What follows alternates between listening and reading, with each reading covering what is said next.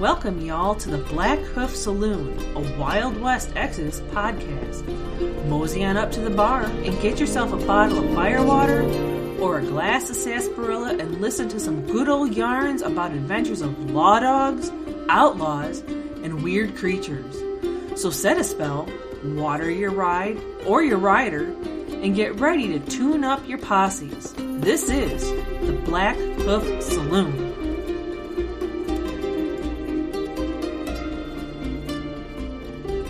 All right, howdy, city slickers, and welcome back to the Blackhoof Saloon. This is Eric here, and I am joined as always with Brian, and guess what?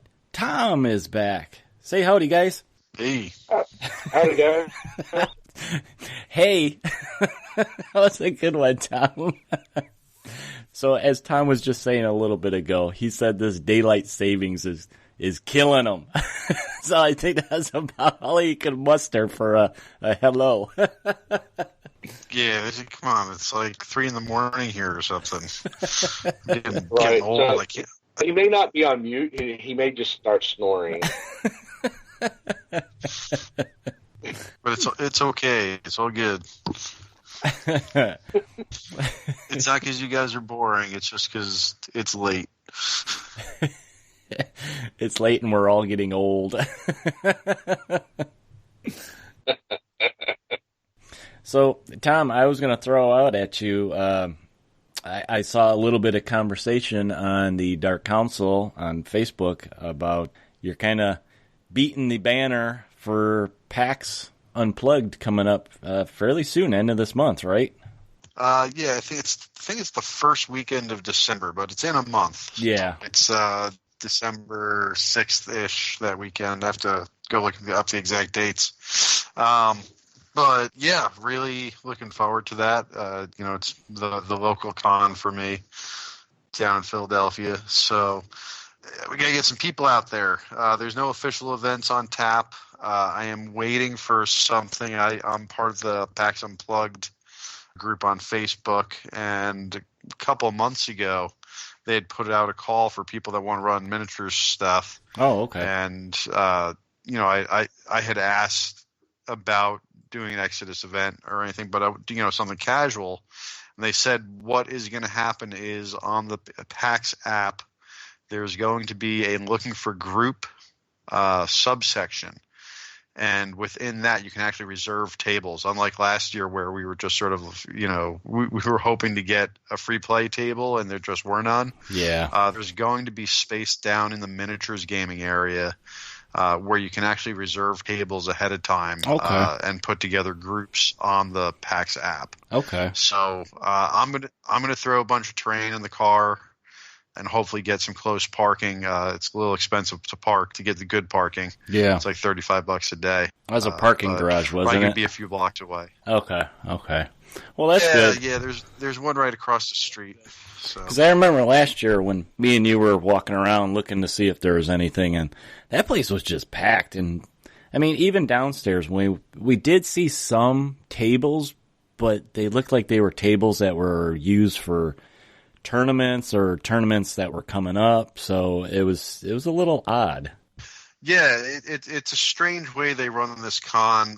You actually have to, if you want to do something official, you have to actually apply to be an enforcer and work directly for so you can't go in as like a Warcradle representative or anything like that and run an event. You actually have to go in and apply to be an enforcer, which leaves you obligated to do some other stuff that I really don't want to have to do as far as like set up, and you can kind of be reassigned wherever they need you. Yeah. So I didn't want to do that, but once I found out that they had this looking for group kind of a thing, I figured between going up and helping out at the booth, there's also a couple that are going to be at the booth. The new card game that's coming out, the new World War II card game that they have coming out. Okay. It's going to be demoed at PAX. So I'd spoken a little bit to people over at Warcradle, and I may get there early and get taught how to play that and start demoing that for people. So that's cool. I'll be floating around the booth or looking for some open space for us to get some games in. Do you know offhand if they're going to have like a demo version of what I know you're excited for, Bill and Ted there? There will not be a demo version of Bill and Ted. Oh, you're probably so sad. I have some inside information on when that will be available, at least on a demo basis. I'm not at liberty to share that. Okay. So I asked over the I was bugging Stuart about it. I was like, come on, when is this? Where is this? I want to see rules. I want to see pictures. He's like, all right, settle down. So he gave me a little bit of an idea of what their plans are, but in case they don't come to fruition in the timeline as expected, I cannot divulge those secrets. It's redacted then. So I saw an announcement about that game. I think they've already went public with where and when. They may have. I'm not sure. I thought I saw something. I don't want to today. say just in case I've mistakenly read what they said, but it sounded like they are going forward with a demo in some. Well, come on, Brian. You could tell me and Tom. I'll just edit it out. Yeah. Well, I mean, if you saw it in print, it must be fair.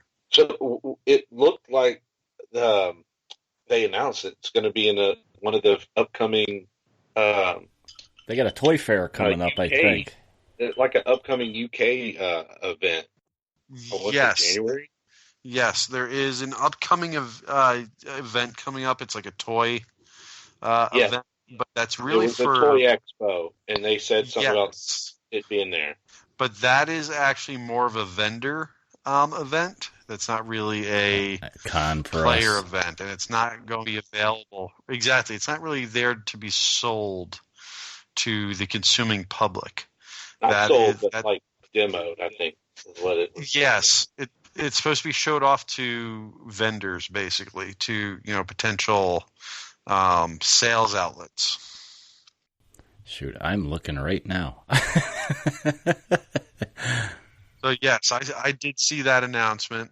Obviously I was like, "Yay, Bill and Ted!" Actually commented. I think I'm the only comment on that post because I was like, "Yay!"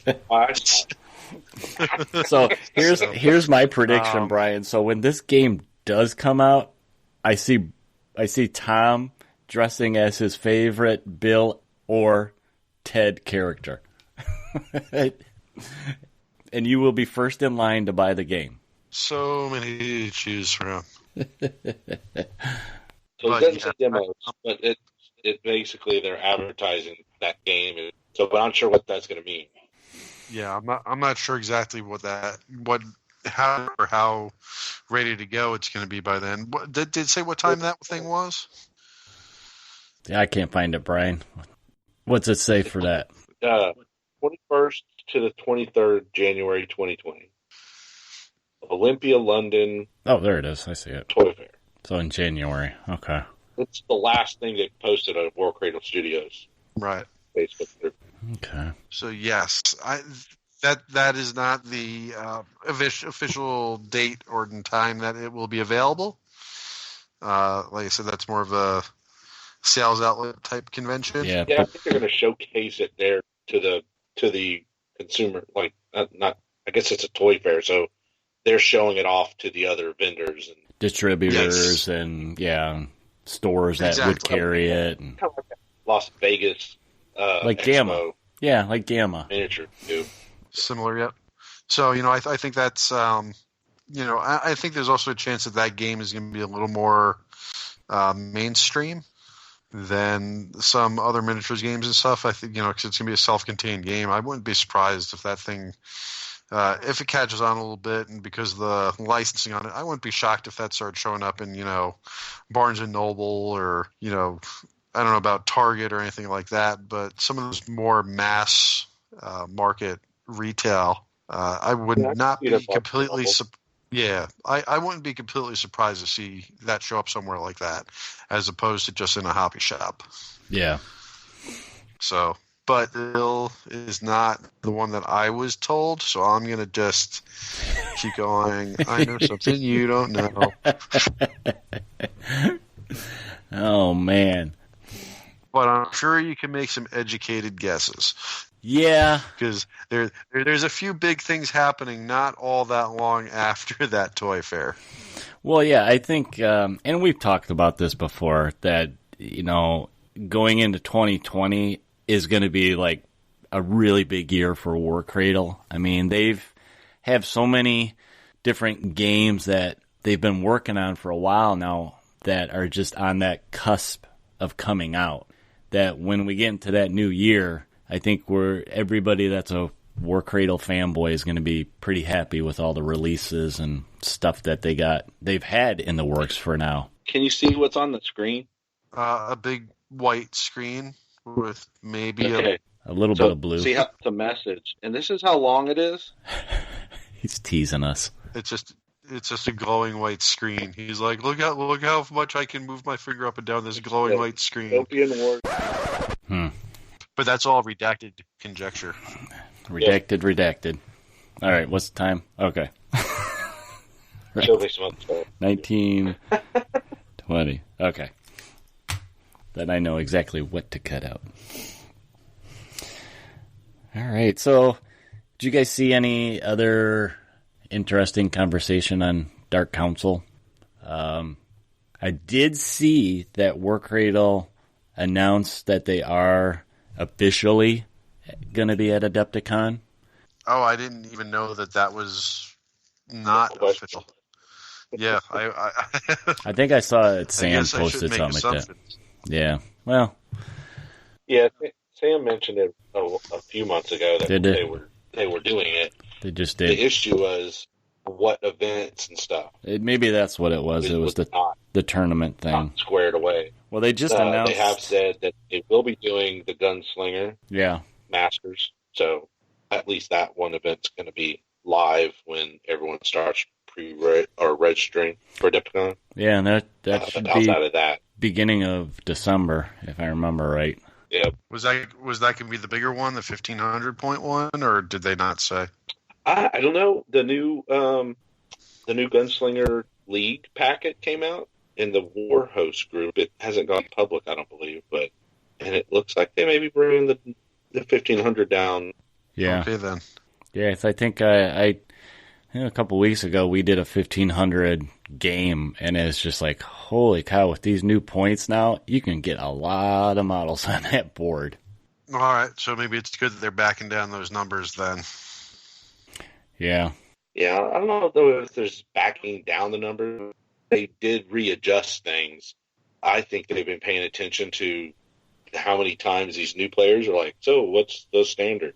Yeah. And I think they've been paying attention. And a lot of people have adjusted their new standard to around 1,200. Right. Oh, and that's one of the things that Warcradle does well is they pay attention. Right.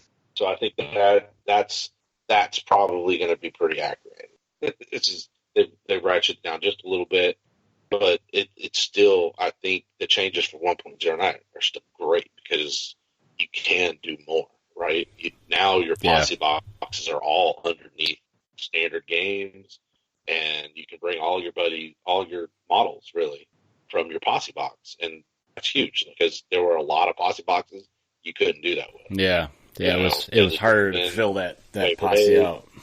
Infernal Investigations, you just couldn't bring them all. You always had to bench a few of your models to make it work.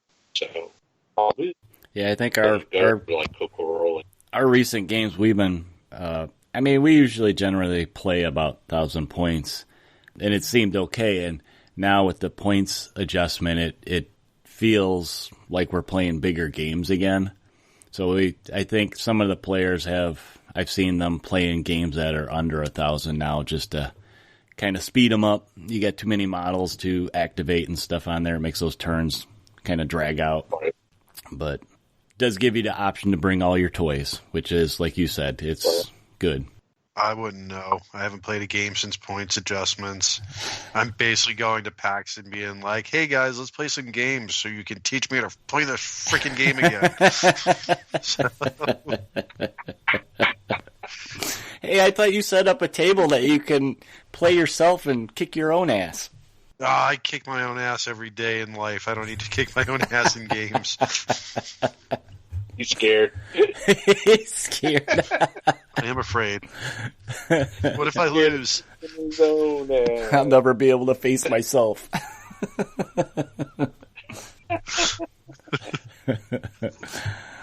Right. So, hey, did you guys see they started sending out some of the war hoods? Yep, I got my pin. Yeah? What about you, Eric? Mine's in here. Yeah, little tiny pin, and came in a big old box like this. Yeah, it did. It comes in a huge box. I was like, what the heck?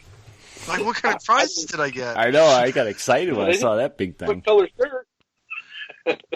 That's funny. Yeah, waiting on the shirt now. Yeah, I saw a bunch of people were getting shirts and hats and all sorts of stuff. Yeah, the hats. Pretty cool stuff. The hats were way up there on points. That I'm not close to that yet. I think I just made the cut for the shirt. Well, if you're doing demos at PAX, Tom, you can get some rack up some points there. Yeah, I'll get a few. I'll get a few. I don't know if to actually, qualify for anything. But at least I can say I'm not just sitting on my ass anymore. Yeah. Which I probably a card game. But yeah, but you don't get credit for putting on your ass. So, yeah, when I talked to Sam about that, I was like, well, I can go there. I don't feel comfortable demoing Exodus anymore, but I'm a great cheerleader. But I said if with the card game, though, if I could pick that up quick, I'd be happy to demo that. I've been looking forward to something like that for a long time. So I'm kind of excited about that. I like card games, so... and I like kind of off the beaten path card games a little bit. I never was a Magic player or anything, but I've always played a bunch of other smaller niche card games. So looking forward to that. Hopefully it's good. Don't know much about it. They won't release rules early or anything. So yeah. I'll find out the day of. Well, all right, guys. Why don't you say we wrap up our banter and we move into our first segment today. Let's. What was that? Let's? Let's. That's my for you to do. What was it? Was it Bob the Builder you imitated before? I think that was Brian who was Bob the Builder. I just called him out on it. No, I think that was Handy Manny. You were pulling out Handy Manny. I'm like, Handy Manny? That's the ripoff of Bob the Builder. The knockoff. He's the cheap knockoff. I doubt it was come cheap. On, tools, come with me, tools. It was Fez in the 70s show. Is he the one who did the voice? Yeah. I never knew that. Yeah, it was kind of funny. So my kids were watching it, and all of a sudden I'm like, dude, that's Fez. My wife. He's like, come on, screwdriver. Get in there and turn that screw. You're like, all right, Handy Manny. Yeah, I was watching some TV series on Netflix that was like an adaptation of that Dusk Till Dawn movie, and he's in it. And he is like an SOB in that, which is weird to see him because I'm like, hey, it's Fez. And I'm like, oh, no, that's not the Fez that I know. Wow.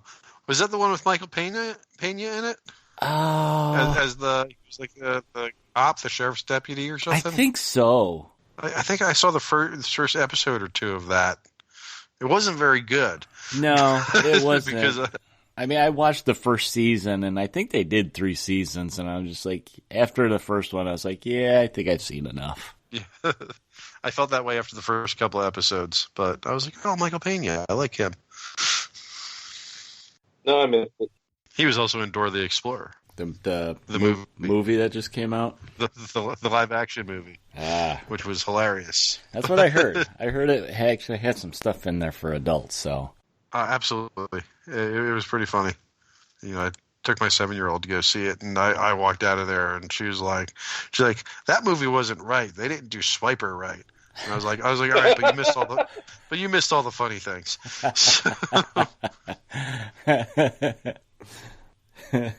So what did they do with Swiper? Was he the fox or? Oh, they did him really well, but he was the fox, but they only said swiper no swiping once instead of 3 times to make him stop. Wow. She was not appreciative of that missing detail. Like, all right, let it go. It had to be specific. It was. You got to say it 3 times, otherwise he takes your stuff. So, it's like, all right, it's okay. That's good. Shattered her little world. It did. There's like no way. All right, let's go ahead and start our Smoke-Wagon Showdown.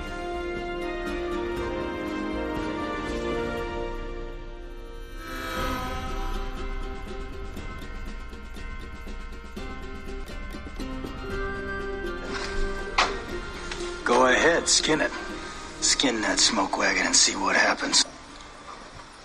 Listen, mister, I'm getting awful tired of your... I'm getting tired of your gas. Now jerk that pistol and go to work. I said throw down, boy. All right, guys, we're back again for another fantastic, fun-filled Smoke-Wagon Showdown. And this one kind of morphed from a listener suggestion. We had a listener that messaged us and said that they would love to hear us babble about actually Edison versus Tesla in our showdown. And, we kind of talked about it actually a little bit today. While in theory, that would be a really cool matchup. You think of historically Edison and Tesla. But the problem that we came up with is that Tesla's legendary and Edison is actually just a regular old Joe. And I think it was you, Tom, that said his big old mech would just squish him. Yeah. When we asked that, I was like, this doesn't sound right. So that's when Brian brought up. He's like, it doesn't sound right because it's not right. Right. So there are in the works, more than likely, when Tesla gets his posse box, we will see him in a non-legendary form. Yeah. Whatever form that may be. When that occurs, then we will have the smoke wagon for Edison and Tesla's epic showdown. Yeah. 2 great scientists battling it out. But so anyway. So what would be funny if both posses have Soundwave. Yeah. That would be great if Tesla's box set comes with his own version of Edison's sound wave machine. And the feud would just continue. Right. So anyway, what we decided to do is actually, we still wanted to do a Tesla, and we mentioned this when we first started doing the Smoke-Wagon Showdowns, is, we weren't just going to look at the bosses, but we would look at possibly faces and other units in the game. So we decided to actually, we're doing him, let's do another legendary boss, and we decided to go with Eiffel, who's an enlightened legendary boss. So we figured this would be a pretty good matchup. They're, 2 smart dudes and big, nasty, ugly looking machines. So what could be worse than, this kind of epic duel?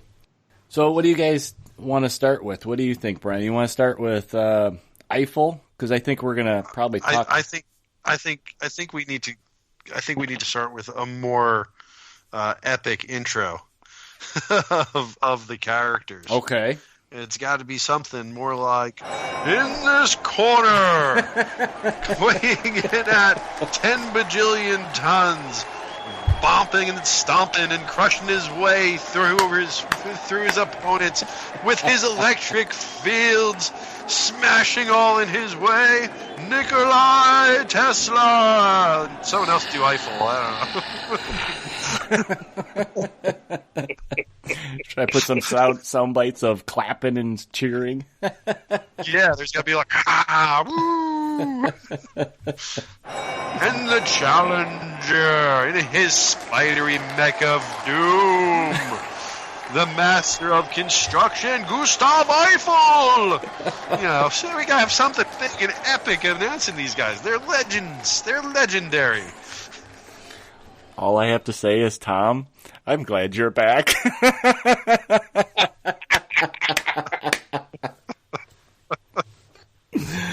Oh my God. Everybody's probably listening now, in their cars, kind of crying, laughing. That was good.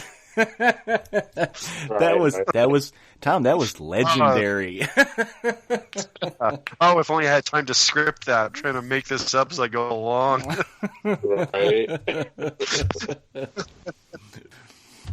All right, so who do you guys think we should cover? You want to do Eiffel first of the Enlightened? That'll give us more time to spend on Tesla then. Well, I say we spend as much time as we need on both of them. All so we'll start with Eiffel. He was actually the first of the two to enter the Wild West Exodus, and he's the original skull artwork was crazy. You saw it and you were like, "Holy moly!" It made you think of Wild West. That movie, Will Smith and Kevin Kline. Wiki wow!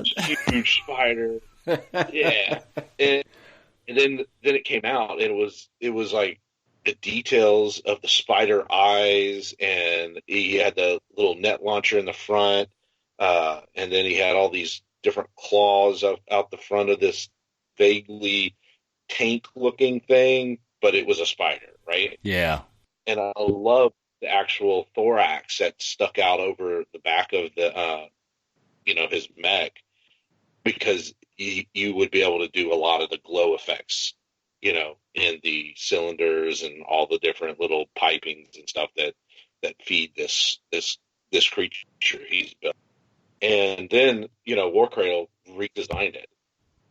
And I was kind of curious of what they were going to do to redesign it. And it actually is cooler looking. They made the legs a little beefier. They put on a bigger base, so it didn't quite look like you were trying, They you enlarged didn't have to overhold the thing. Yeah, they enlarged the cockpit a little bit, too, so he didn't look like he was so squished in there. Right. Yeah. So he looked like he had his legs cut off originally. Yeah, and so now that he sits in there a little better, as if there is room for his lower body. But, I mean, really cool. The card even got a new artwork, and the black iron with the brass accents, I mean, really, really offset the model really well. And haven't painted mine yet, but that was my whole goal, was when I did it was going to be black, iron, and have brass, as all the different, accents and stuff. So it looks really cool. And then the dark red glowy stuff actually reminds me of the Matrix spiders. Oh, yeah. Yeah. They're getting ready to come cool. Plug you in there. Yeah, those squiddy looking things. Right. So actual game card now. So Eiffel, he comes on an extra large base instead of the old large base. So he's huge, he's big, and definitely going to take up some space on the board. Some of his traits, he's got boss, commander, legendary, enlightened, human, male, machine, mounted, and tainted. Side note, commander is the Lost World Exodus leader. Oh, yeah. That allows him to actually lead a detachment in Lost World Exodus games. So that is like a hint for future use. So he has 3 fortune, which is pretty much standard for a lot of big bosses. His cost is 190, and then here's what is really intriguing. For such a big spider, it's got a quickness of 7. Okay? So it's above average speed. So he's not like the slow lumbering mech. He is a very agile, monster on the board. So, of course, Gustav Eiffel is extremely intelligent, so he's carrying around a mind of 7. He has a aim of 6, a grit of 7, a fight of 6, and coming at you with a limit of 4. That's a lot. It's a lot of stuff he can do. Very impressive, right? The quick 7 is, I still think, like a game changer for a big mech on the board. Yeah. But with the limit of 4 taken to that account, with the quickness of 7, I mean, he's moving. Especially if you can throw in a couple of, fortune to beef up those into, some focused moves. I mean, he's moving across the board. So for weapons, or let's go to common rules first. We'll go to weapons. We'll save weapons for that. So Tom, what do you have the card out? I do. What common rules does he have? Common rules has tough, largesse, trail finder, durable, and agile. So that's what he has. Right there, that trail finder and agile. That quickness of 7. Oh. He's moving. Look out. He starts right after deployment, and he's going to make a 7-inch move. Yeah. That's even before he gets to start his 4 limit. He's going to be on somebody's ass so fast. Right. So he's got tough under 1.09. No free rerolls. But tough is pretty good, and he doesn't have the danger from the old can't use tough versus Pierce 4 stuff. So, the tough is tough now, and with durable, that always going to help him again survive some of those bigger guns. Special rules, he's got Carpathogen. Eric, what is Carpathogen? You're the Enlightened guy. Yep. So this ability, it costs only 1 fortune chip and may be used by this unit once per turn when a construct, face, hands, or support unit within 6 inches of Eiffel is destroyed. And before taint checks are made, you roll a d5 of the models destroyed in that unit, and they're returned to play within 3 inches of Eiffel. So it's basically he can resurrect them. It's a common rule that the Enlightened have. You see it a lot with the hands, and, you group the hands around the boss, and, as they're dropping, when that last one goes, he could just, spend a fortune chip and roll a dice and bring that many back. Right, so I envision the big spider and bringing the widowers, which is the little spiders, have a couple of units around him within 6 inches, and if they do take what is it? You said it was 1 fortune chip? Yeah. To bring back up to 5 of the models that were destroyed. Yeah, that's huge. And it is like you said, one of the common things for an Enlightened force. I mean, that's their niche. Yeah. It's the ability to bring back these zombies back into the game. Now, when you do that, you just got to keep in mind that new unit that you brought back counts as already activated that turn and gets the reanimated rule. So the reanimated rule is, you brought him back, you can't do the taint check, like if he dies again. Right. So it's either or. You either do the reanimated rule or you do the taint check and, try to turn him into Hex Beast.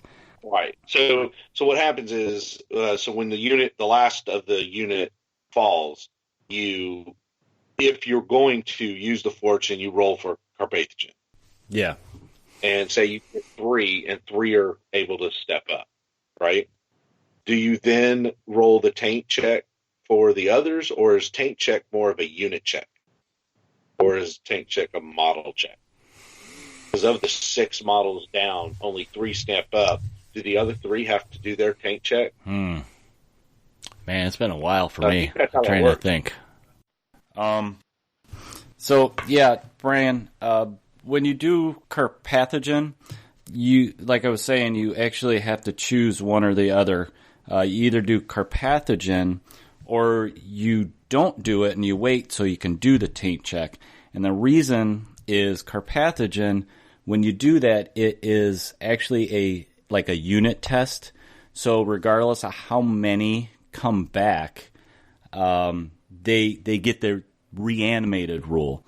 And what the reanimated rule says, that the unit, however many come back, is always disordered and has a limit of 1. And basically, the unit cannot be affected again by carpathogen, so you can't bring them again back when they die, or any other rule that would enable units to return to play or technically become Hex Beast once they're destroyed. So you kind of have to make that choice. Do I want to wait and take the chance of rolling the dice to bring back 3, but then you can't, the other 2 that didn't come back from carpathogen, you can't then go ahead and say, I want to do a taint check on these guys too. It doesn't work that way. You have to choose one or the other because of the way carpathogen affects the whole unit, not individuals. Right, that makes sense. And then, of course, you got to remember too that now with the new rules, if you're lucky enough, it's kind of a chance. If you're lucky enough to get where you just have that last guy in the unit to be able to do the carpathogen and try to reanimate them, because now they have the twitchy, which is basically the construct machine version of a yellow check.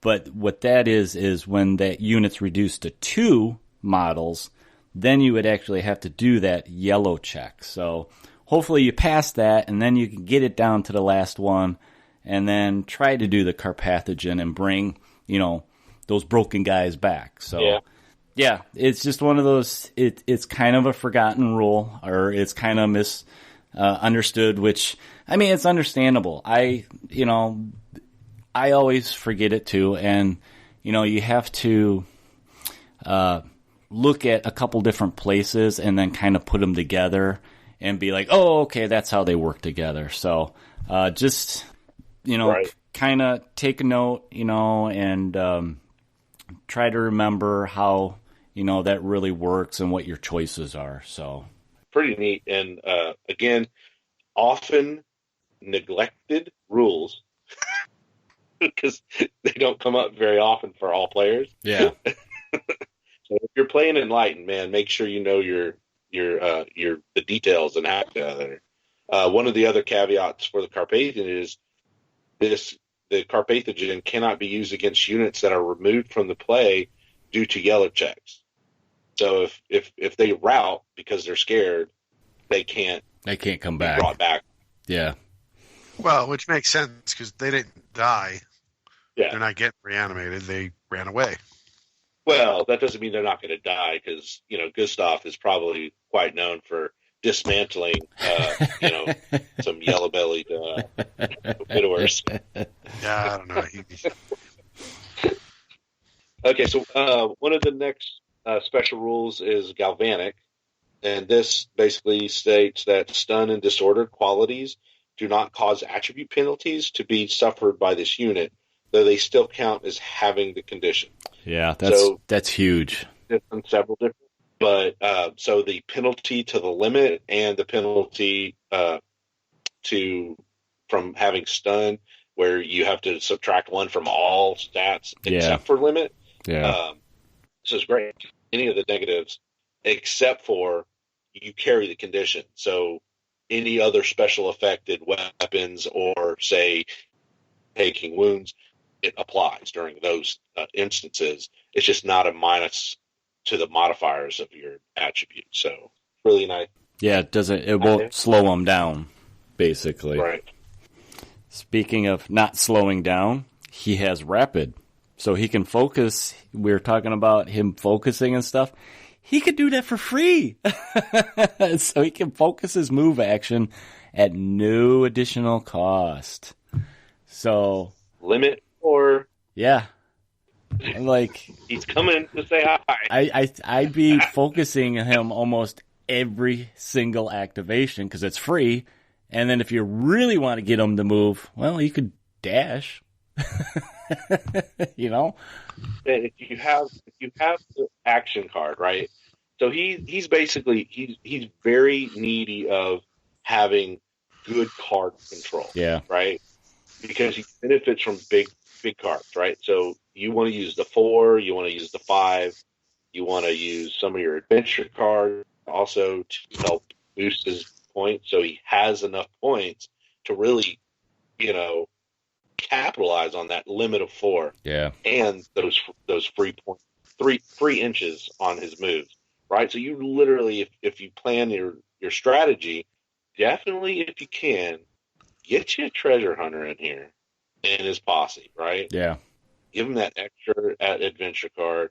Also look into finding some, strategists and maybe, tactical brilliance. Yeah. That way you see your deck in advance, so you can do a little planning to be ready to capitalize, right? It's like you're prepping in advance saying, okay, I've got this 4, I know when it's coming, and that's Eiffels, right? That's like a tactical way of making sure you can capitalize off of Eiffel. Going in blind, you never know what you're going to get. Yeah. Nothing worse than having Eiffel on the board and the card that you have is a 1. Oh, it's like, man. Oh, here's just, I can't even do anything with. All right, so save the best part for last. Gustav Eiffel's weapon suite. It's pretty amazing. You could say it's sweet. No pun intended. First weapon.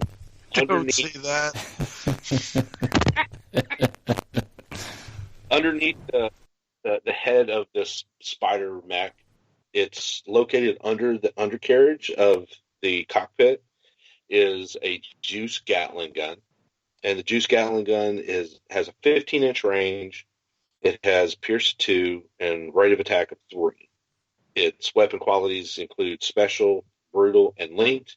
Special basically means you can only use it once per activation, but that rate of attack of 3 with brutal means there's a potential of having 2 to 4, hits. Yeah. And with link, you're going to get a better chance of doing that because any miss rolls originally missed, you're going to be able to re-roll with link. So a really good suite to have. The Gatling guns, I think, in 1.09 did improve, and his Gatling gun is crits to overcharge, and overcharge is quite powerful. And what it does, and now when you have overcharged, you want to make sure you're paying attention and getting your dice rolls where you know which one the crit is, because it does affect the rest of the shots coming from that weapon for the entire activation. So, you may want to roll them one at a time, because if your first hit triggers overcharge. Okay, so, wow, my mind totally blank. I don't remember what overcharge was. You don't remember either? I don't know things. All right, so I'm going to look it up. Yeah, you definitely need to put the doops from Wayne's World in there, and cut over to Brian reading overcharged, blah blah blah blah blah blah blah blah blah, and then back into wherever he was. Right. What stinks is when I got my new phone, the fresh downloads aren't easily accessed. I have to re-download it. Okay. Overcharge, yeah. Overcharge on a crit means the weapon gains disrupt and hazardous qualities for the duration of that action. If the weapon to these qualities it gains lethal as well. So what happens is, if that first of the 3 rolls triggers overcharged, all the other rolls are going to pick up disrupt and hazardous. So it's going to be special, brutal, linked, hazardous, and disrupt. That's a lot from one weapon. Right. I know which one is the crit, right? So if it's the first one, obviously, it's going to be powerful, right?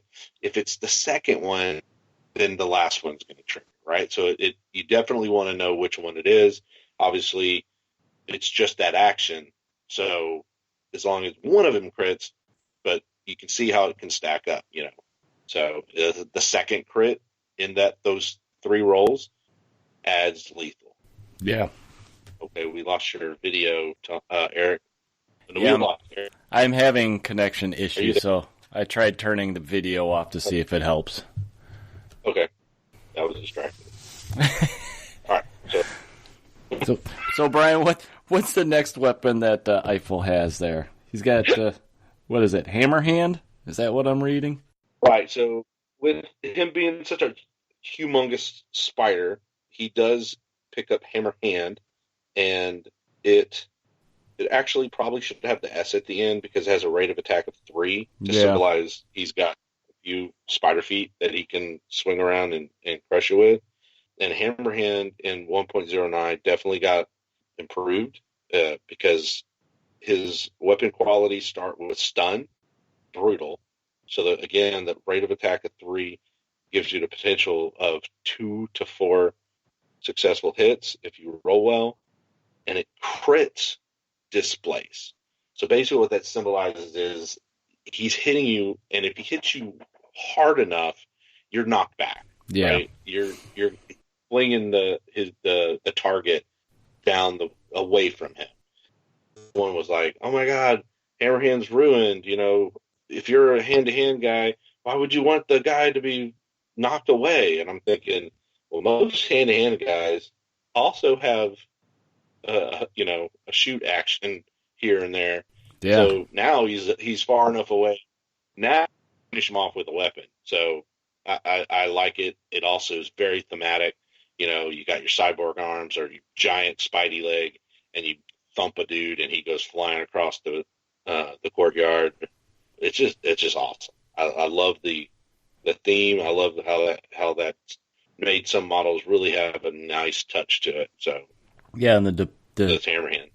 Awesome. The displaced it's a D5 in a random direction, so it could be as little as 1 inch to 5 inches, right? Something like that. Yeah. So he won't don't be on the second level. Yeah, he won't get too far away from you. All right. So the next weapon is also another melee weapon, and it's the Fanged Maw. So this spider does actually have these small little like spider fangs, I guess, ripping apart things, and it's got a 0 range. So just like Hammerhand, you're going to be base to base, and it has a pierce of 2 and a rate of attack of 1. So the weapon qualities it comes with are brutal. Again. So you're going to double up for that again, right?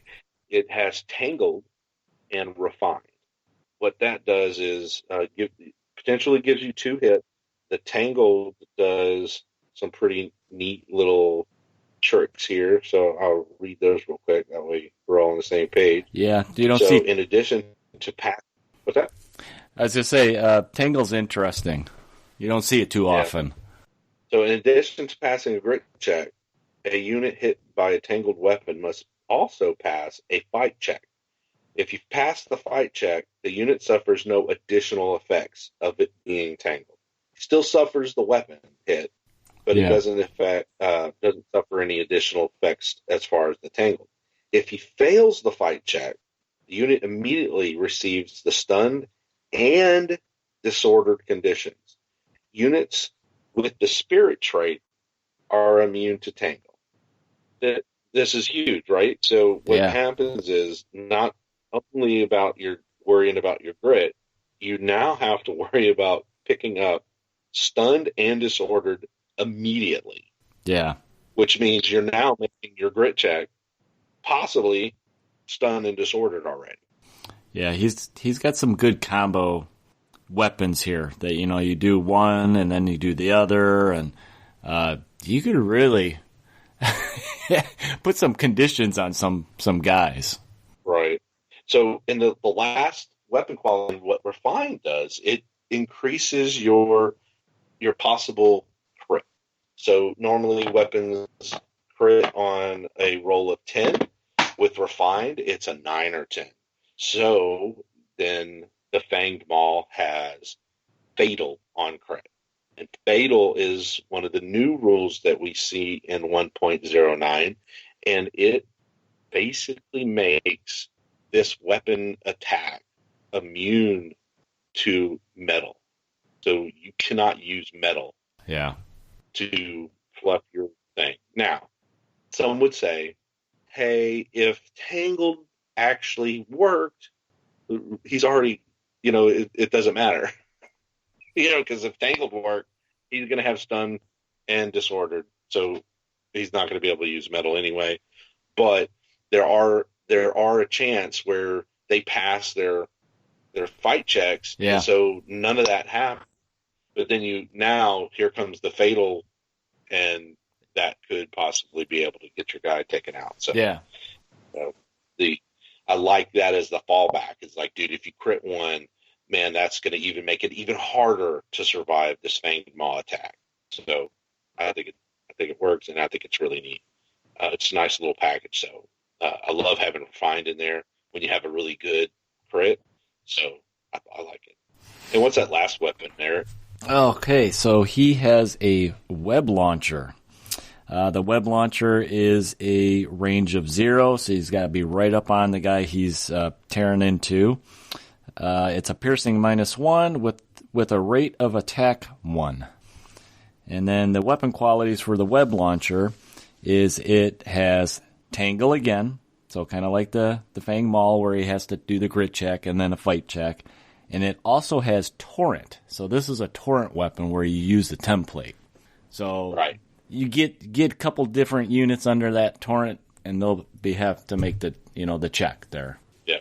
So the range is out to the end of the template, and really placement is important because as much as you can tweak out your moves and really get lined up to where you can hit an entire unit or a couple of different units with that template. And you have to remember, Gustav Eiffel's got a quick of 7 and a limit of 4 and free rapids.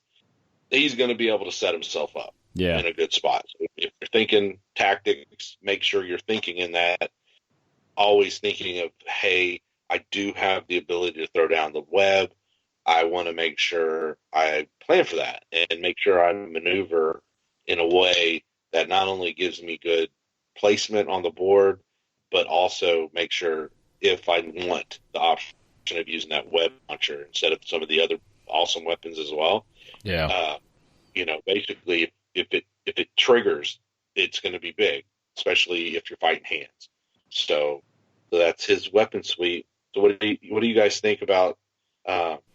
Now, I've used Eiffel in the past, and my biggest issue with him was that he was so big, it's hard to hide him on the board from taking shots. But this new card of his it's super aggressive. This is totally a boss to put in your posse that you just want to go right out after your opponent. I mean, with his speed, he's very maneuverable with, like you were saying, lining up with the torrent weapon and, kind of setting up for his best case attack. But yeah, he's very aggressive. I need to try him again. Yeah. Right. With that movement, and he just seems like you just want to ram him down your opponent's throat. Oh, yeah. And end of story. He's going to get there quick. He's going to do what he's got to do. You're basically always going to get your first strike with him, because he's probably going to be out of range of most anything until he goes. basically, if you set up, and then he's just going to get thrown right in there and do whatever it is you want him to do. You're basically going to have a turn of him doing whatever it is you want done before the other side gets to retaliate. And that is huge. Yeah, I see him, I've been thinking for about some Enlightened lists lately with our new rules that we got. And I'm kind of thinking he would be a great secondary boss in a posse. He would attract so much attention with how aggressive he is and running out there. And then, you combine him with the widowers with his little spider minions for support. I think he would be great about, really, we talk a lot about stuff, not just, distraction. He would be a good one that he would distract your opponent a lot, that they'd be like, oh my God, this guy's coming right at me. That they would put a lot of focus on him. And then if you had another boss in your posse, well, that boss can be a little more strategic in capturing those objectives and, maybe making a beeline around the map to get to something else, maybe come up from behind or, that's kind of what I'm thinking. I think that he could really lead to some panic reactions from the other player. You're really just putting a lot of stress on the other player and forcing them to have to react to him, and can really throw whatever plans they have into disarray. Yeah, right. I think he's great for, depending on what the scenario is when you would time his aggressive nature, right? Yeah. Okay. He will outdistance any of the hands that the Enlightened are going to be able to bring on. Yeah. So, because he's faster than them. And so it may be a timing issue if you want him to have those resources around so he can carpe the gem. So there's two ways to take him. You can make sure he waits like a spider and then he pounces, or depending on the scenario, your best bet is not to wait, is just to go right into whatever his target is. Yeah. And you really want to make sure you plan it to where whatever target it is isolated enough to where he won't be a target from other units, especially range units. So he does benefit from a very congested board in the fact that he then can have some cover, obviously to help with the grit checks, but you want to get in there, right? Yeah. And then you let the hands come in afterwards. But like I said earlier, he benefits from some card tactics. So the other boss or other faces that come in play when you bring a different posse involved with him, definitely try to pick up those card shenanigans, right? Yeah. Even the evil ones where you can make your opponent burn off cards. Those are good too, but definitely be able to look at your own deck so where you can map out which card comes next so you can use Eiffel to his fullest potential. And it's nice that he has durable, so you don't have to worry about, rushing him in there too much. I mean, because he's going to ignore somebody's piercing. That there's, if he doesn't have the cover and he gets caught kind of a bunch of guys shooting at him, that makes it a little bit, easier to charge in there and not have to worry about it. Right. I think what you're concerned about him is weight of fire going against him. Yeah. You roll enough dice, sooner or later they're going to fail on you. So I think that's what your biggest thing is. If he's outstripped the rest of the posse, he becomes a big focused target, which might be okay if he got in and did what he needed to do. If he then dies, maybe that could be part of what you're calculating. Yeah. Because at the same time, he is drawing all that fire away from the rest of the posse, which is not a terrible thing. But like Brian said, you're probably better off trying to bring him around an edge. Do something where he comes against an isolated guy, so he doesn't face that weight of fire. Because, like any other model in this game, you can only dodge and survive so much stuff. Yeah. Sooner or later, enough stuff gets shot at you, you're going down. All right. So that was Legendary Gustav Eiffel for the Enlightened. Why don't we go into our other legendary boss that we were going to talk about today, and that is Nicky T. Nicky T playing for the good guys. No, I don't see Lawman Trade on here. Oh, listen to that. Listen to that. I see what you did there. Yeah. My heart kind of just like withered a little bit there. Right. Okay, so Nikolai Tesla. Okay, so he's another legendary boss. His faction is Union. So his 1.091 card has boss, legendary, Union, human, machine, male, vehicle, and mounted. One missing trait. He is Nikolai Tesla. Legendary Nikolai Tesla is not a commander. Yeah. So he is. Well, I could envision his non-legendary model having the commander trait. His automatons were shown when they announced the Lost World Access, so we may see him lead a detachment. They tease some artwork. We just may see more of his toy. We may see more of his toy. Yeah.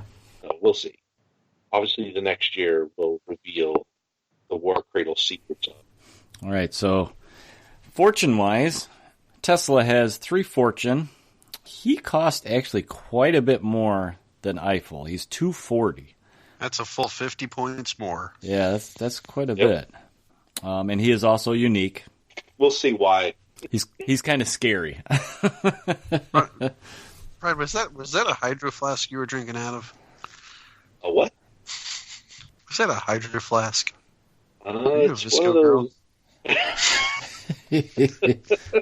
No. It's my sarsaparilla cup. Your sarsaparilla. Okay, so his... Sorry, continue. Okay, so Tesla stats. So his stats, he has a quick of 6. He is also a brainiac, so he has a mind of 7. His aim is 6. He has a grit of 8, a little bit higher there. A fight of 5, and also has a limit of 4. So he's got some pretty good stats there. Right. So right off in that grouping, he's got a pretty good quickness, but a little bit slower than Eiffel. But the grit of 8 is huge. Yeah. So some of that extra cost is going to be that grit 8. Yeah. Right. I mean, he's a little bit more protected. You see, like in the new model, because his model also got a little bit of an upgrade in Warcradle when they recast him.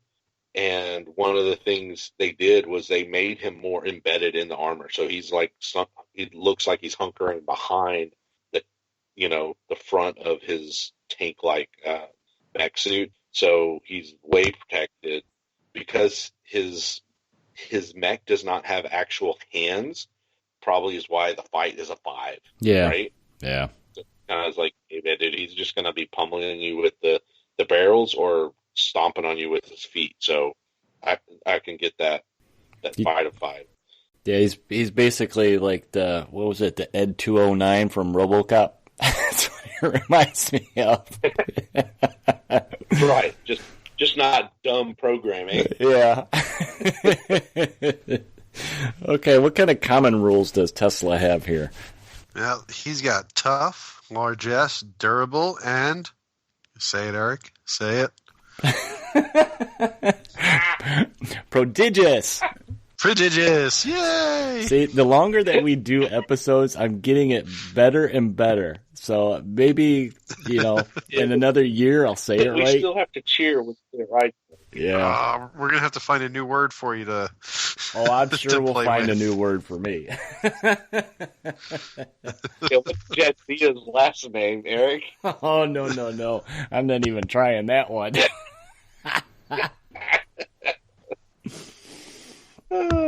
So this is a really powerful boost to, when you use focus. So that's one of the other reasons why he's going to be a little more expensive. Yeah. He has tough and large, durable, so he's that grit of 8 is again hard to crack with durable because you're already going to suffer a -2 whatever piercing. His catch is going to actually be 1 less.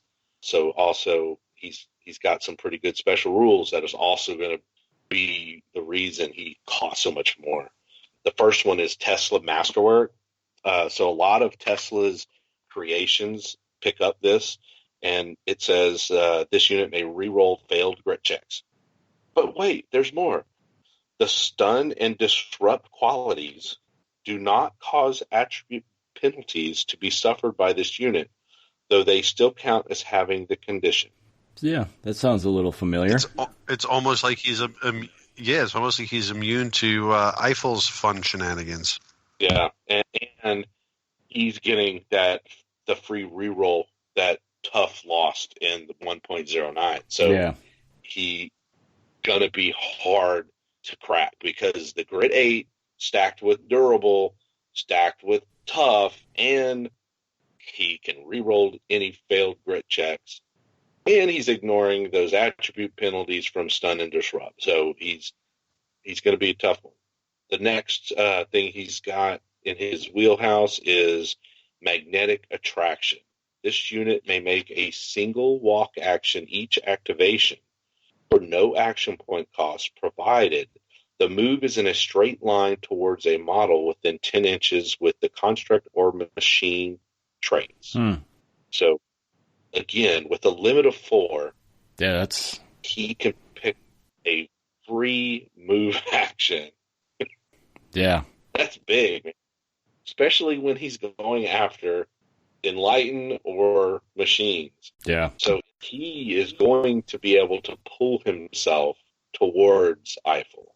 So if Eiffel gets scared and tries to move away, this magnetic beast of a mech is just going to get free moves towards him. I don't know. I just thought that was fun. Yeah. Like Eiffel would flee anyway, but it is kind of he's going to be able to pull himself. Well, you can range out a construct or a machine of some sort in front of him on his own turn, and then have pull himself up on that. So you can actually use your own models to set up moves for him. Right. So like leapfrog, you bring someone up ahead and then have that magnetic attraction just to give him his free moves. Yeah. Yeah, good tactic there too. His next one is more defensive stuff. Like he needed any more defensive abilities. Really. He picks up Shield Aura. And Shield Aura, at the start of this unit's activation, it may spend 1 action point to gain, wait for it, +1 grit for the remainder of the turn. For the remainder of the turn. Oh my God. He is... Huge, right? So what's his grit now, Eric? Yeah, it's 9. I mean, you could do this and have 9. And with durable, and I'm like... What does durable effectively give you? I mean, can it... Another grit. Can it get any worse? To try to do something against him? But, many times we say, it's not about killing him, it's about the scenario. So, keep that in mind. Don't get frustrated. Even though that would be frustrating. The next one, for those who being frustrated, he has something that may help you if you're frustrated. He has inspirational. So any friendly unit, excluding this unit, so excluding himself, within 6 inches may re-roll a single dice roll in their activation. Handing out free re-rolls like candy. Now, he's got a redundant special rule, so hopefully they didn't add these points to the total to get to 240, because Hardy is the unit may re-roll failed grit checks. Yeah. Obviously, Tesla Masterwork gave him that, but we see the Hardy roll here as well.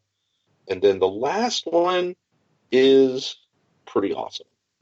Although there are some machines that actually are vehicles that have like even better use of War Machine. Yeah. But War Machine basically states a unit with the vehicle trait may fire all of their weapons they are equipped with in the same shoot action.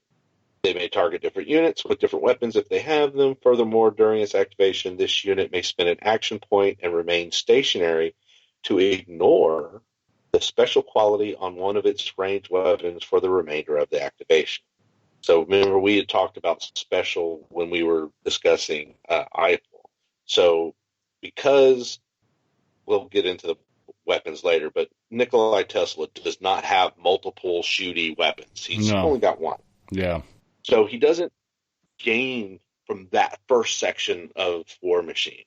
But the second part about remaining stationary and being able to ignore the special quality on a ranged weapon will come into play. Yeah. So with that, let's jump into those weapons. And so his ranged weapon is experimental electro cannons. Tesla's the big electromagnetic era, so not a surprise to see experimental electro cannons. They have a range of 18, so that's much longer range than most of the electro stuff. So it's already it's been boosted in that regard. It's got a pierce of 4, a rate of attack of 3. So here's where that kind of triggers the targeting multiple models, right? You can send one of those to 3 different ways. Well, I mean, that War Machine was talking about different weapons. This is all the rate of attack. So he's I don't think that comes into play here, but here's where it does. His weapon qualities are special, different disrupt, weapons, stun, and refine. So War Machine allows him to spend an action point and not move. So he basically is hunkering down, and he's focusing a little extra of his ability into using that ranged weapon as many times as he wants during the activation, right? Yeah. So basically with a limit of 4, and you have the points to do it, you spend 1 extra action point to get that ball rolling, stay still, and you can do 4 shots on these experimental electric cannons. Pierce 4, rate of attack at 3, disrupt, stun, refine, wait for it, on crit, brutal. Yeah. So refine's going to be easier to get the brutal. Right. So you're going to have the ability to possibly with the crits pick up, anywhere from 2 to 4 hits times 4. Yeah. So he's a ranged match, right? And he's given out disrupt and stun. So against Enlightened, it's gross, right? Yeah. Disrupt really jacks with the constructs. And then he's also given them stun if they succeed in any of their grit checks. So, I mean, it's just like layer of just not fun. But if he stands still, I mean, oof, yeah, that's a bunch of shots, It's 9 unless he gets any crit. And then it just keeps going up from there, So it's pretty bad. I'm just glad it didn't have linked. Because that would be no fair. Oh my god, yeah. So his last weapon obviously is his hand-to-hand, which is hammer hands, the same qualities that the other have, except he can, because he's a 2-legged mecha, and his hammer hands are his stomping feet. Yeah, he can only stomp with 1 at a time. Yeah, so it's the rate of 1, still carries the pierce 1 and the stun and brutal, and displace on a crit. That's Nikolai Tesla. So not as many weapon options, but he's super defensive. Yeah.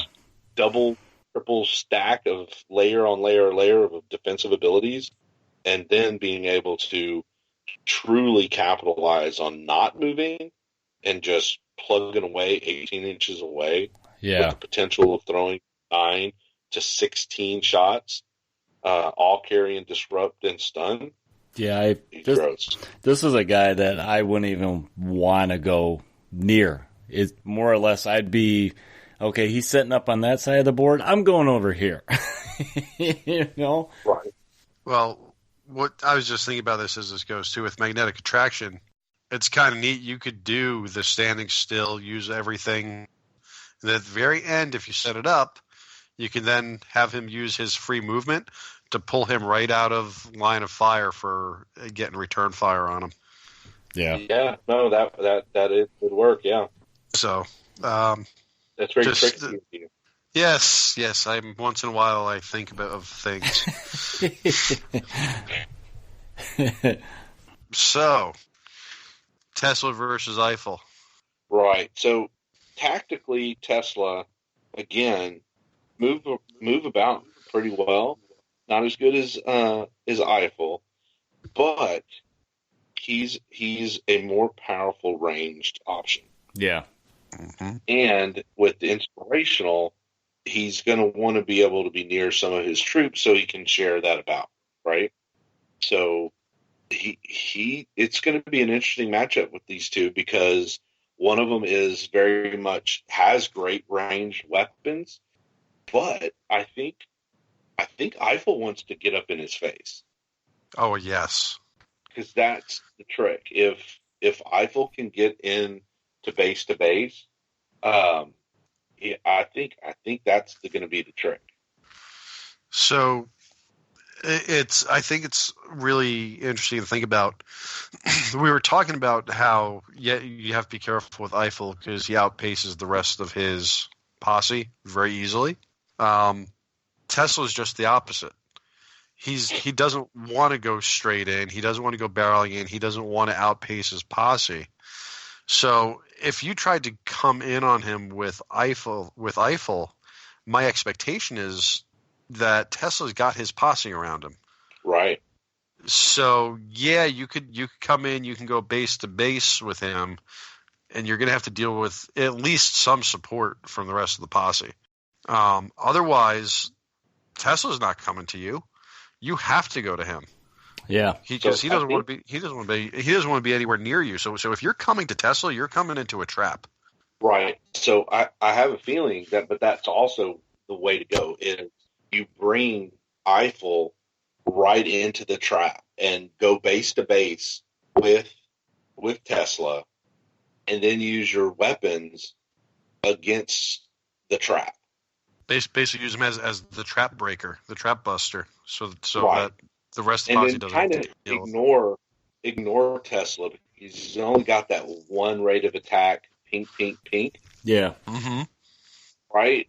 But then you use your tangle web on one part of the trap, and then you use your melee attacks. I think that might be able to, break up the trap a little with his attack, especially since he's got such a large base.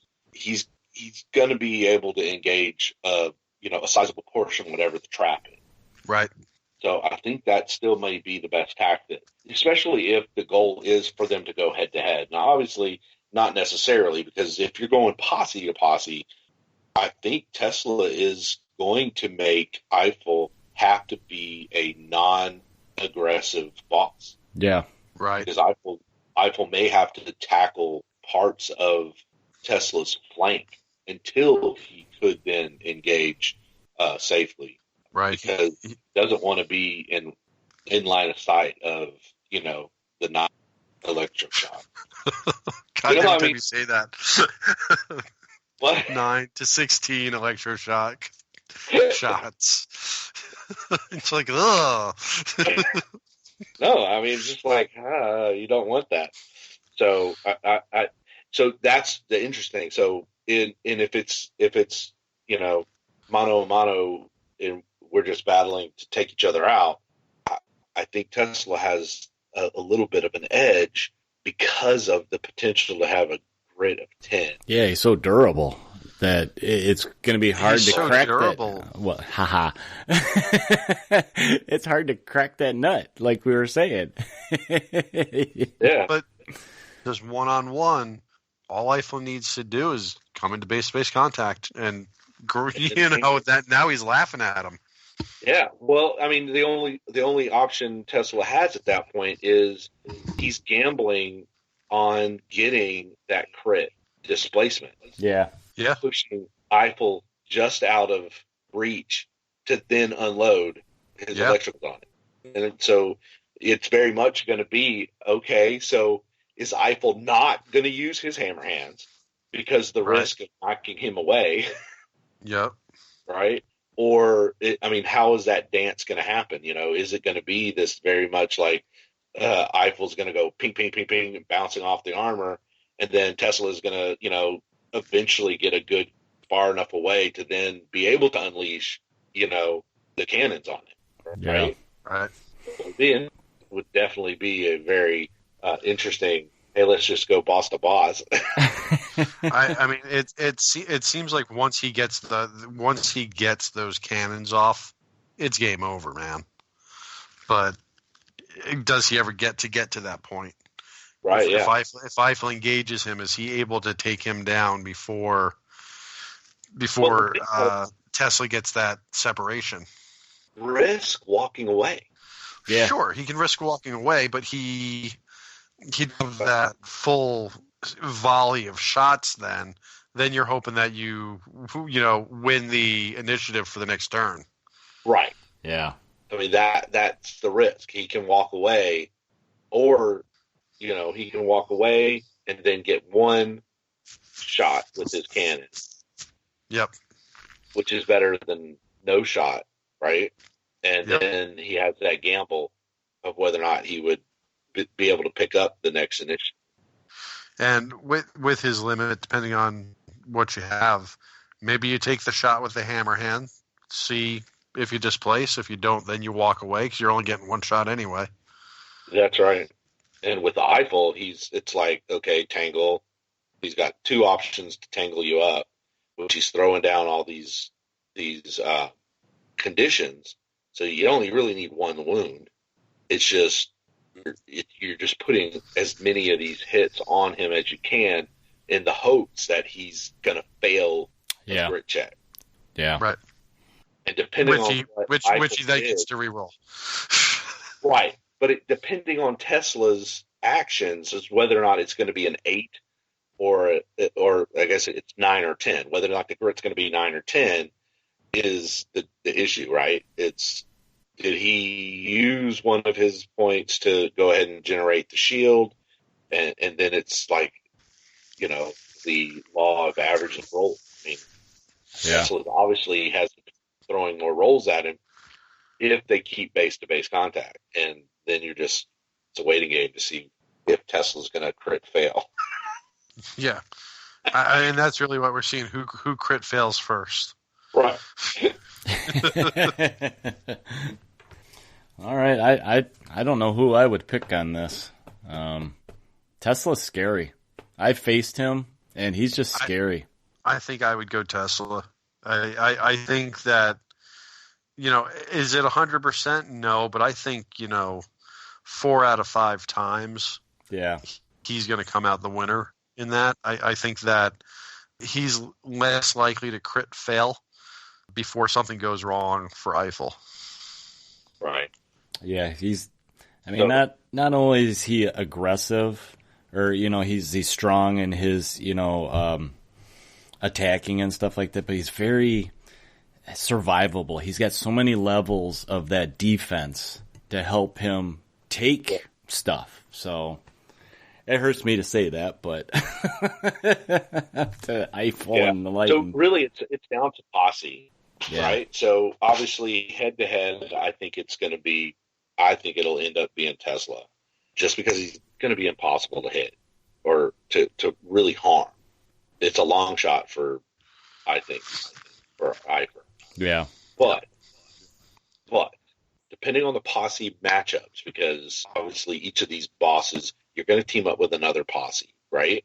Yeah. So what I would like to see is Eiffel bringing Hamilton, because Hamilton has the tactical brilliance. She's got portals.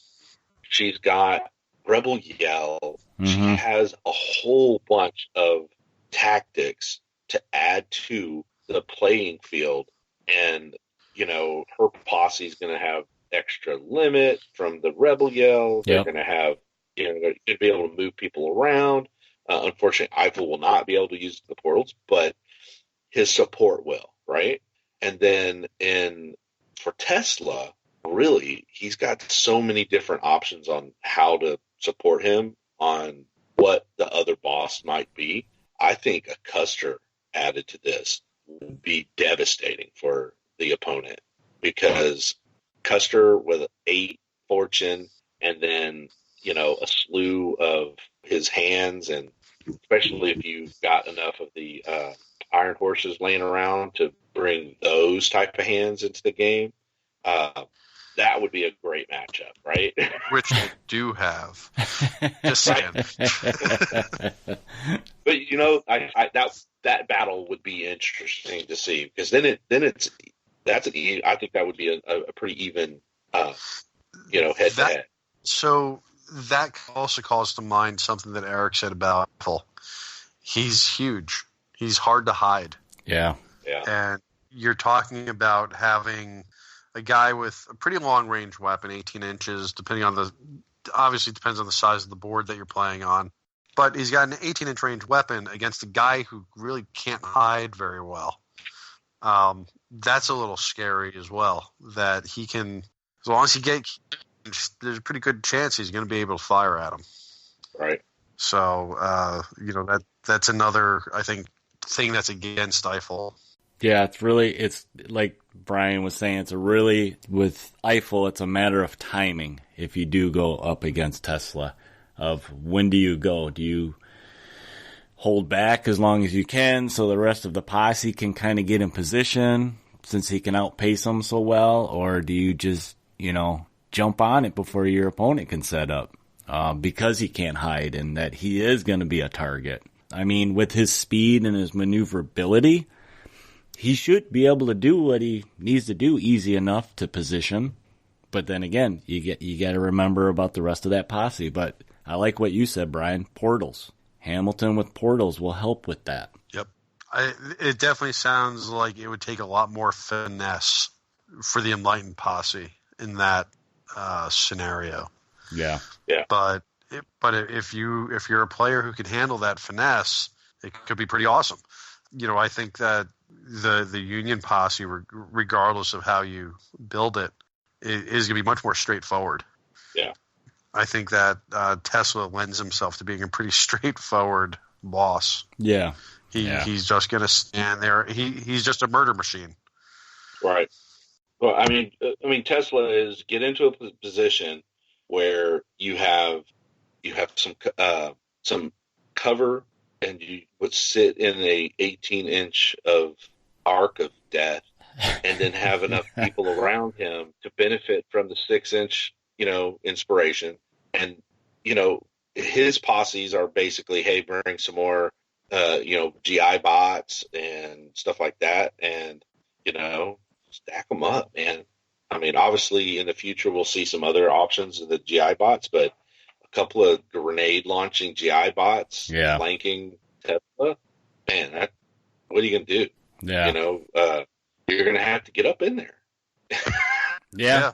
And, you space those GI bots around. Now he gets to drag himself in any old direction he wants to go. He's pretty good. He's expensive, but holy cow. I wasn't going to get one because I thought he looked dumb, but damn. Yeah, so I have the original Tesla, which I've thrown paint on. He's not done, but he's got some base coating. And so they made some changes. And one of the changes they made was they put the Tesla coil on his back. So it's not like above the head of the mech. I would love to actually see them side by side just to, see what else may have changed. I may have to pick that up for when I eventually get my Union assembled. I've got them all. I have them all. I just have to put them together, paint them. The stuff that I'm awesome at getting to. Well, so are we basically all kind of going with Tesla on this showdown? I think he's almost, I think he's going to wear anybody down because he's just so hard to deal with and to get something through. Yeah, I think in this matchup he wins the majority of the time. Yeah, but what we will do, as we've done in the past, is we'll put a poll up on our Facebook page with Tesla and Eiffel and see what all you guys think and vote on him. We didn't mention, so our last poll that we did in the last showdown, we had Nura and the Third Man. And as I look tonight, the Third Man took that 65% to 35% to Nura.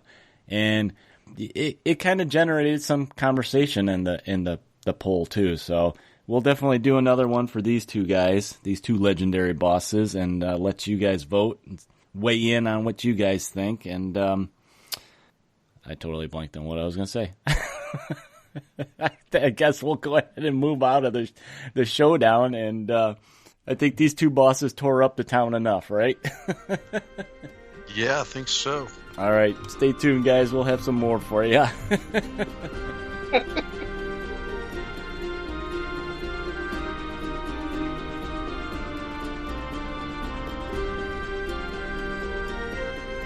right. Shall I start, Brian? Sure, let's start it. All right, guys. We got a segment that we're kind of revisiting. A couple episodes ago, episode 15, we had a segment where we kind of went over a couple new rules from when we got the 1.09 rules update. And in that segment, we were talking about how we kind of wanted to do a couple of these new rules, take them a little bit at a time, and just go over them a little bit with you guys, because some of them have changed quite a bit, whether it's like a totally new rule with a new name. Some of them, they just tweaked a little bit. And today we're going to visit some of these newer rules that came out of 1.09 again today. So the three of us, we kind of went through, we had a little brainstorming sheet that we did last time and went through some of these, and we picked out some that kind of go together. So today we're going to go over Compel, Brian, and what else do we say? We're going to go over Mimic. Right. The Mimics got a big change in 1.09. Mainly, their main functionary rules got changed, and it's under the heading of the Cerulean Clade. So it details their new disguise feature in the game. So we'll go over that. And then after that, we're going to go over Undercover, because they both have similar game mechanics.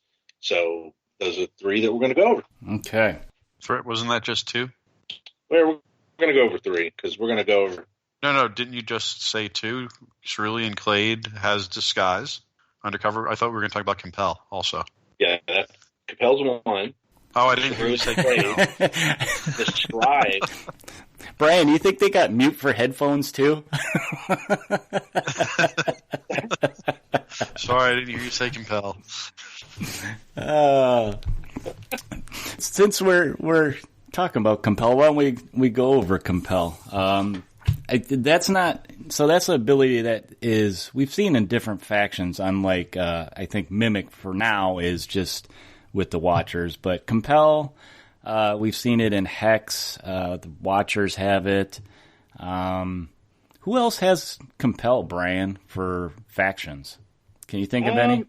Well, okay, so some of those kind of like sneak in different ways, but for most of the Compels in the game are going to be the Hex, and then the Mimics in the Watchers have it. Outside of that, it's going to be very restricted. I don't know of too many like cross. I'm trying to think if any of the like the outlaw mercenaries have it. It's got to show up with the order. You know, they're a religious faction.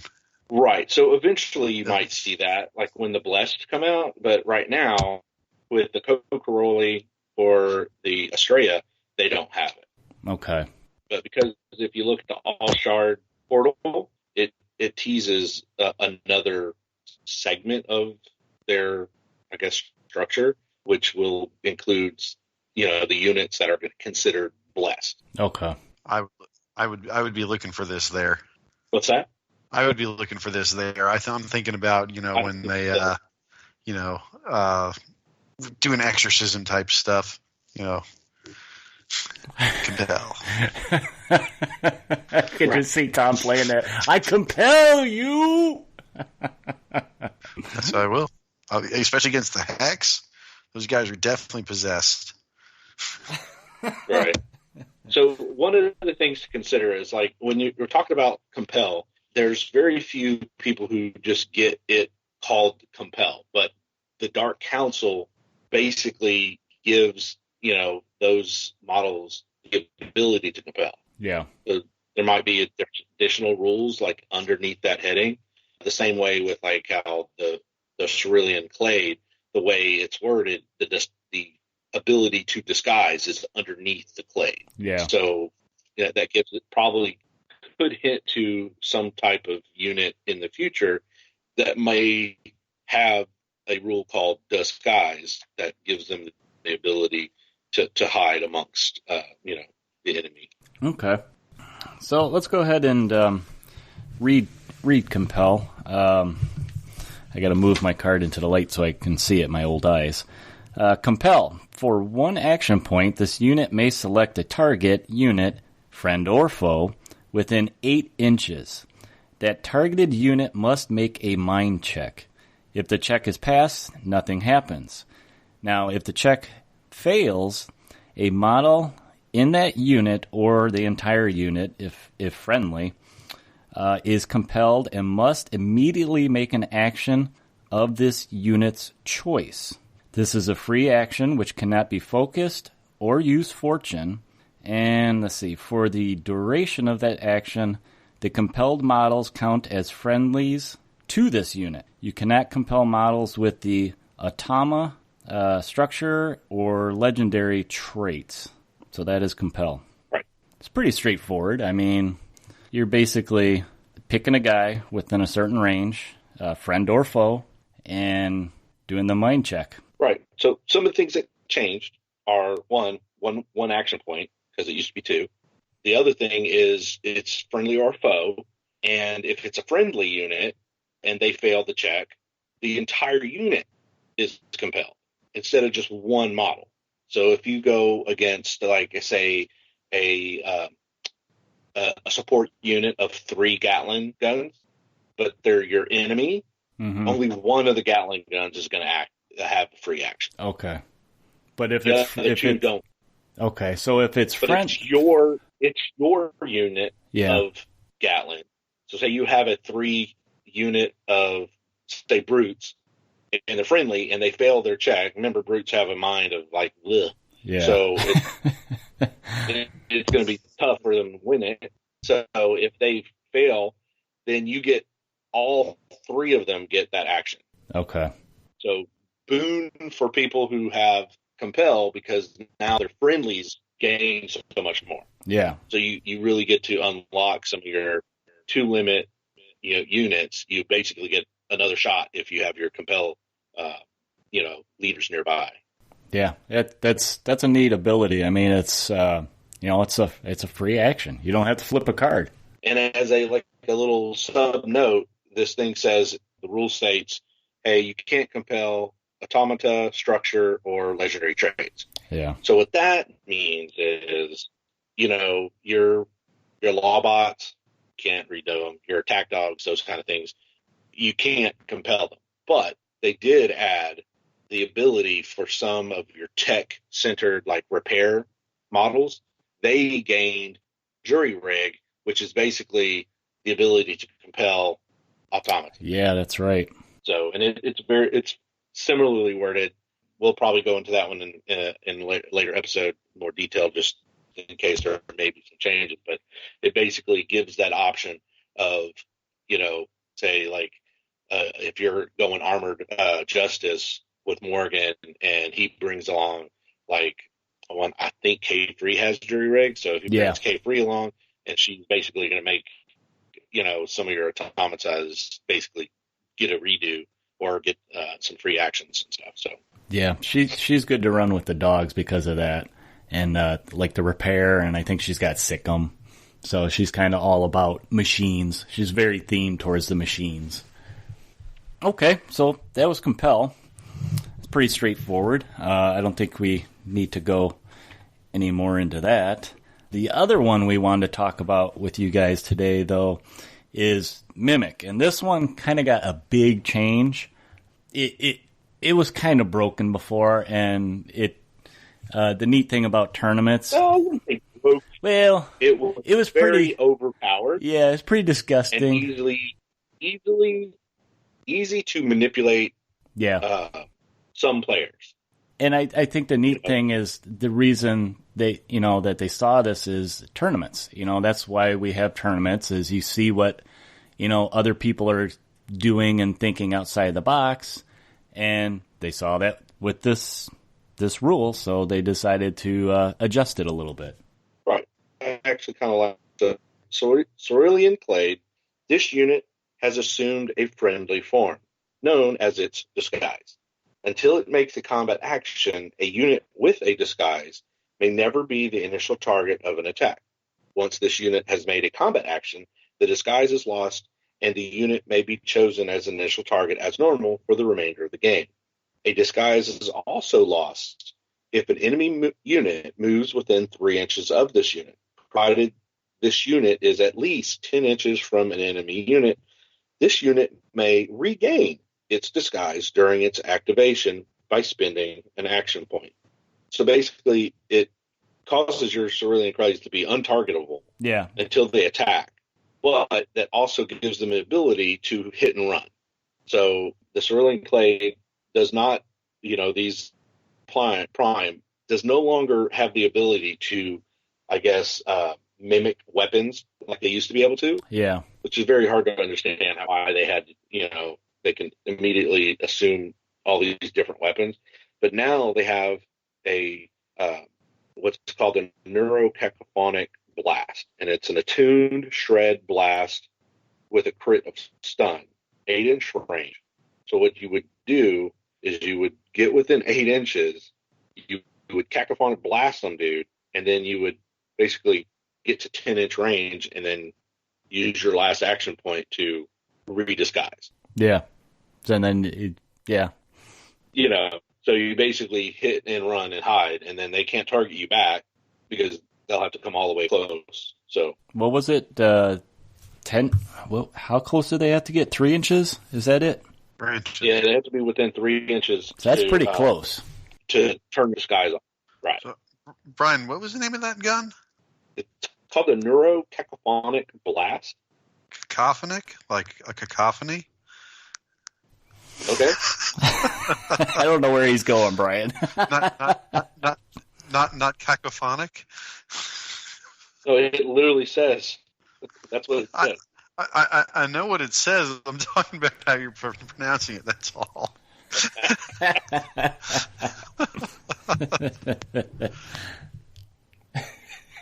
Yeah, I don't get it. I think I was saying it right. No. I'll listen to it later, Brian.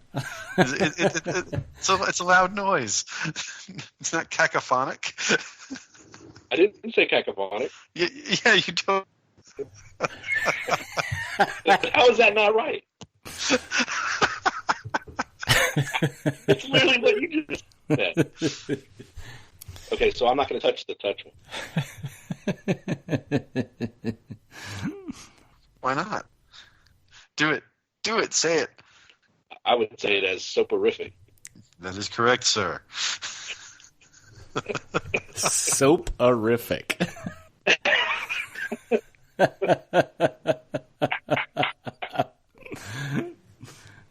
Yeah. Guess it could be soporific.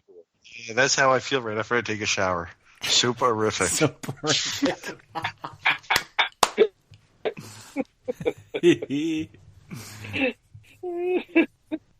Man, oh man, oh man. Okay, so right. Back to disguise. So, this rule change is very different from the whole mimic rule that it used to be. I don't know. I don't know about it. I mean, Chris, my local player, is the one that plays Watchers with us, and he has tried the Vixens with it, and he said that, in the game that we were playing, it kind of just did not work for him. I don't know if it's because it was early on, or if he didn't have a big unit. He just had one unit, or one model in the unit. So I don't know. The judgment is still out for me, because I haven't really seen it work like how we're talking about here, Brian, with the hit and run thing, with the Vixens, more or less. But it definitely could be disastrous, like you were saying, with Cerulean Prime, doing the hit and run and hiding, and you can't target him because he's disguised. You think he's, whoever, and then all of a sudden he just materializes and blasts you. Couldn't you use them to do things like take and hold objectives, forcing the other person to run up right into your face to get you off of it? You can't really get shot off of an objective if they can't target you. It has made them more of strategy-wise for objectives. That's true. Yeah. So similar, you can't see me until I do something rules is the new undercover. So how's a lot of your Union agents have picked up undercover. Okay. So undercover says the unit must be held in reserve. Once available, the unit is deployed anywhere in the play area. So basically, once you pull him out of reserve, he can be placed anywhere on the table. You must deploy at least 12 inches from an enemy unit and cannot deploy into a transport. So that's how you deploy them. So basically the rule covers, how the model is going to come in. And then here's what undercover does. Unless this unit is within 8 inches and line of sight, this unit cannot be nominated as the initial target of an attack by any human enemy units unless that unit first successfully passes a mind check. Okay. So they're not disguised. They're just, you have to, you're basically, your human models have to second guess themselves to consider that person an enemy. Okay. So that's why they have to do a mind check. Yeah. This basically seems like a much, much weaker form of disguise. Other than the fact that you can deploy anywhere on the table, that's pretty awesome. Yeah, that's awesome. But, the 8 inches versus 3 inches to be able to target, it only being humans, and the fact that you can pass a mind check to just ignore this makes it a very weak version of what we were talking about with disguise. Right. So basically, it's a limited amount of protection for having to deploy your dude wherever you want, right? Because the old undercover, you had to deploy from the enemy's deployment zone. Well, it had no other function. So you deployed in the enemy zone, and you literally were toast, typically, unless you can get to cover or, behind a building. You literally were going to get hit with a bunch of stuff. So what they've done is they've allowed you now to be more tactical as you're bringing in your reserve, right? So say you're playing, Abe Lincoln and his Secret Service posse, you're probably going to have like 3 undercovers. Abe Lincoln's one of them. Yeah. So you bring them in anywhere once you make your reserve check. But now there's limited form of protection until you establish them in the game, right? So, definitely more useful against your human, forces. Obviously, against the Watchers, not much help. But being able to deploy anywhere on the board is still huge. Yeah, especially like what Tom just brought up with objectives. That may be a unit or a model you want to bring in just because of an objective. Like maybe it's it's the one where you want to get in your opponent's quadrant, to get some points. Or suddenly you just bring them right in there. Yep, right. You bring them into cover. Into cover, in the zone, next to the objective marker, et cetera, and that's what. and having the ability to have multiple undercovers. So, that's going to be very useful. Yep. Checking for treasure on the other side of the board, and your opponent's side of the board. Yeah. Things like that. Yeah, I mean, these are things that we've talked about before when you're posse building, things to think about. Look at the abilities and how, what scenario Thingamabobber is going to benefit from this ability. Here's a perfect example of that. Right. Thingamabobber. That's all I can think of. What the heck was that? I will allow That's a thing.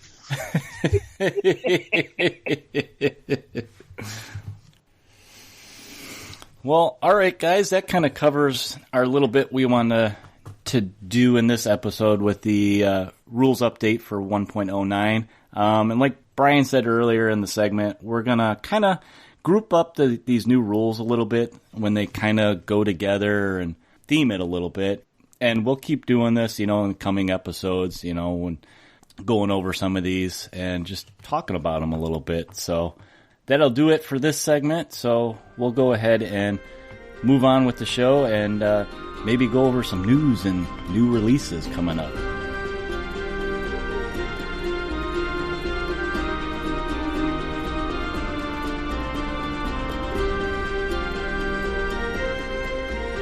Well, all right, guys, that is going to about do it for today's episode. But before we get out of here, we wanted to go over a couple news items, some new releases for you guys. And, Brian, I think we need some kind of news intro or sound effect, like, little typewriters or what do they have in the movies? The little dee-dee-dee-dee-dee-dee, hot off the presses type thing. Right. So, what would be neat is, the telegraph. Yeah. What sound, if you can find an audio file of a telegraph. I'll have to scour the internet. But I guess with the Wild West Exodus, there's be like, actually tech sound. So it'd be like the Morse code. Theory, we don't really need to do that. Right. We can use whatever tech sound we want. The watchers. Oh, there we go. You know what I mean? But so we want to go over some of the new releases that we got here. And one of we didn't get too many this month because they're kind of slowing down at the end of the year what their releases are. And one of the new ones is we got a new posse set, Only God Forgives set, which is Outlaw. And we'll get into it in a second. There's a lot of little things in there that could be more than Outlaw. We also got a Terminator pack, which is the Terminators for the Confederates, and then the Union pacifiers, I believe is what they're called. And they are also releasing a new game that's a card game. It's Fog and Fiction Western Front. So it's based in the World War II kind of time period, and it's a card game that they have coming out, or I think it should be out by now. Yeah, you can order it. You can order it from Warcradle now. Okay, so it is out right now, and I know that they were going to be demoing it at PAX and and doing so. This is kind of their first game that they've released outside of Wild West Exodus, and we already know that they got more coming. It's just a matter of time. So, right. Which is kind of cool. It's exciting. They're kind of starting to branch out, but so. Only God Forgives, Brian. What do you think about this one here? I think this might be an instant buy for me. Yeah, it's another posse box, and this posse box is literally chock full of, go-to themes that you can add to most of your outlaw posses. Yeah, and some of they each have their own little niche.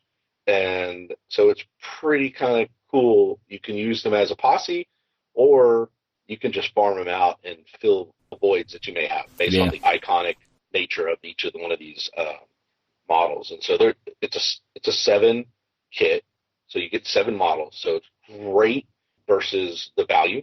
So because it's a full 7 instead of like some of the posse boxes you come with. Obviously, Stearns from the previous month was more, but this is pretty good value. it has one of the longest fluff blurbs. And I know we could read the whole thing, but it'll run really long. But so this posse box, the boss's name is Juliana Starr. So if the Cat House isn't the most popular or most patronized establishment in Red Oak, then nobody would dare say it within earshot of Juliana Starr, proprietor and madam extraordinaire. She built the business up from the silver dollar she found in the bottom of the spoon during the last days of the Ore War. While the business is now booming, she has to keep tight control of the details for fear it will unravel before she will have to earn her keep once more, as she did back then. So that's just a little kind of little taste tidbit from her. There's more. And so it basically, she's a madame, and she basically, over the years, have built this business, other mercenaries, basically, to be go-to troubleshooters, right? Yeah. So it kind of invokes that nature of, in the West, even the madams are like, hey, we're in need of protection. The law ain't going to do it. The union ain't going to do it, and don't want to be beholden to any of the other outlaw bosses. Yeah. So she had to step up and take care of it. Yeah. Right. So then cool. It goes into describing all these different faces. Oh yeah, really neat. It's kind of an in-depth narrative reason is a thing. But so she goes in and teases every one of the faces, because each one of these faces is a notoriety of their own, right? Yeah. So they kind of build on the lore of these individuals, because more than likely you're going to be bringing them into your other groups, right? Oh yeah. There's one heard before in a Hex Legendary that came out a few months ago, Papa Trinity. Yep, that's right. He was mentioned in that as being a religious figure that actually caused the horror that eventually corrupted. That was Lucretia's friend. Yeah, Lucretia and Tituba. If I'm saying that right. Yeah. Right. And so Papa Trinity, he's an interesting one. I'm not going to spoil what he actually is. So I'll give you guys the ability to go read his card and find out what he is, but he's quite mysterious. Yeah. He's a priest that hangs out at a bar. But that's just a itch in his lore. Brian, who else in this posse do you like?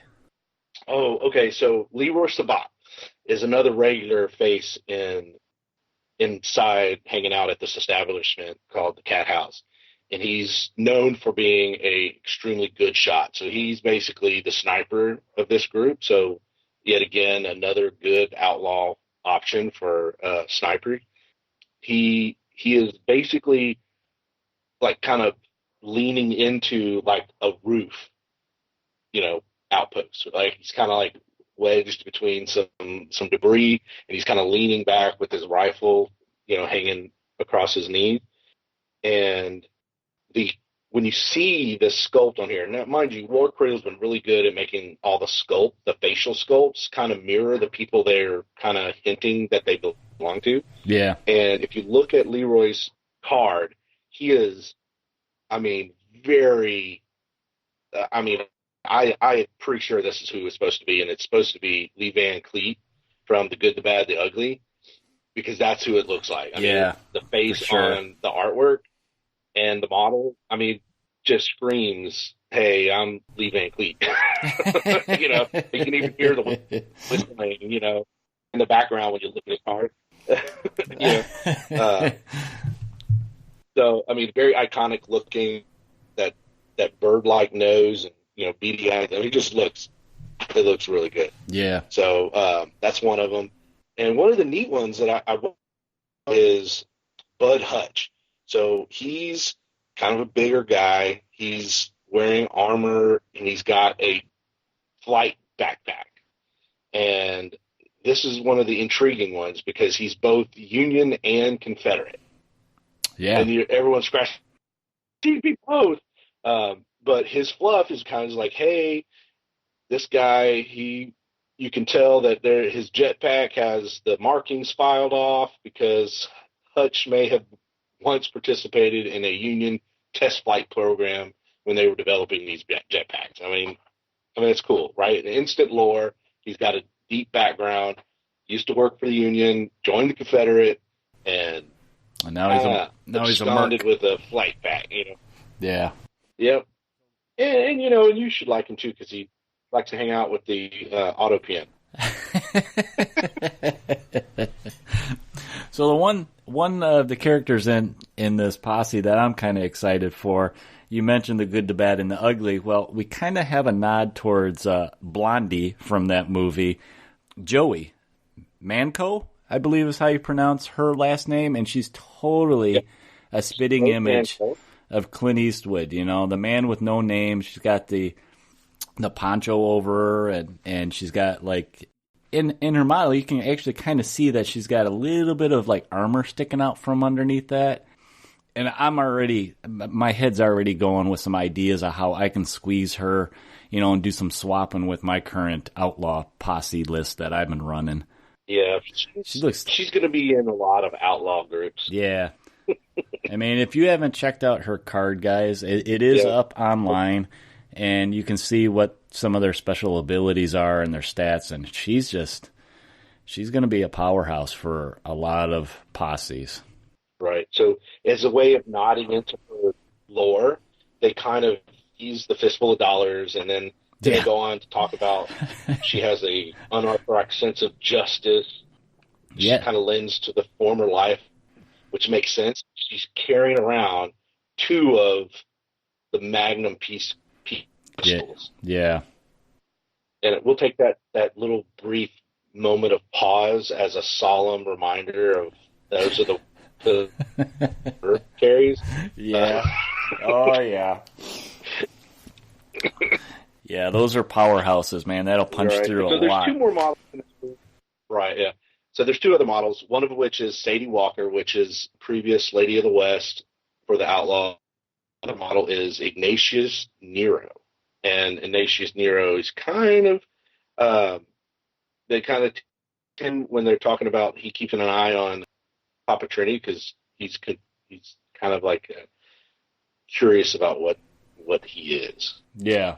He's so not the quite inquisitive part of this group. He's not quite right. Papa Trinity, not quite right. That's right. Nothing wrong with that fool.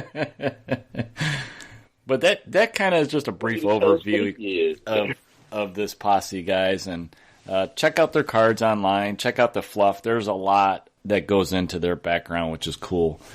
But we mentioned the other one was the Terminator pack. It's actually one of those booster packs, like we always talk about, to boost out your posses. And it's basically they made it where it's the Terminators for the Confederates, which we haven't had a while since first edition. And those models were still with the old mold, so they were kind of expensive to pick up. And now they gave you this set you're getting 2 for a lot cheaper, that you can either make the Terminators for the Confederates, or you can make them for the Union now. I think a lot of people have been waiting for this one for a while. Right. So it's a neat set. It's similar to the other support boxes that they've made, where it gives you the ability to create 2 models, and there's enough parts for you to make 2 Terminators or 2 pacifiers or 1 of each. Yep. Yeah. And the way they do it is there's optional weapons, right? I think so. The Terminators use a specific weapon. Right. The Terminator weapons look like the older. They look very similar to the weapon, the Gatling, auto Gatling. Yeah, they're like handheld Gatling guns, basically. The Wayward 8 model has the Wayward 8 Terminator, Jane. Yeah, that's right. Has a different name. His name is Jake.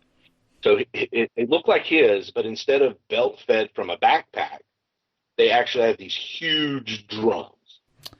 Yeah. And then the pacifiers actually have similar weapons. They're mounted on the arms, and the arms have the bracing, so these guys don't have to have cybernetics to lift these big giant guns. And they're basically grenade launching cannons. So those are the 2 different weapon types. There's 2 different backpacks.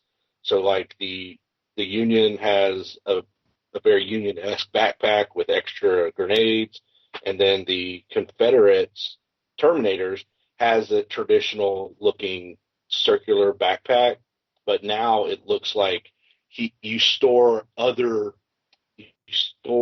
spares inside that backpack.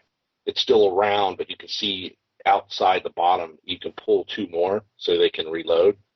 So it still looks very much like the other Terminators. It's just instead of belt fed from that big giant drum, there's other stored inside. So you pull them out and reload.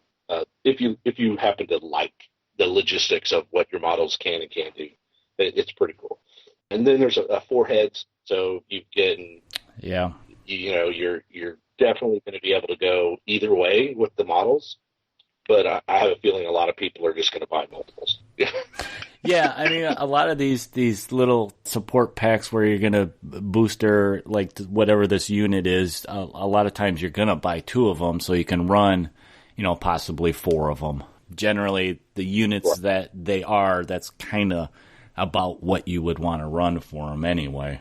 And then, like you said, there's so many parts in there, it gives you enough variety that you can make them look a little bit different from each other. Right. Someone was thinking of, whether or not it's worth using magnets. And I really, unless you're going to have a weird paint scheme on your Union, or you're going to go blue with one and probably gray with the other. Yeah. So it'll be hard to magnet switch those from one faction.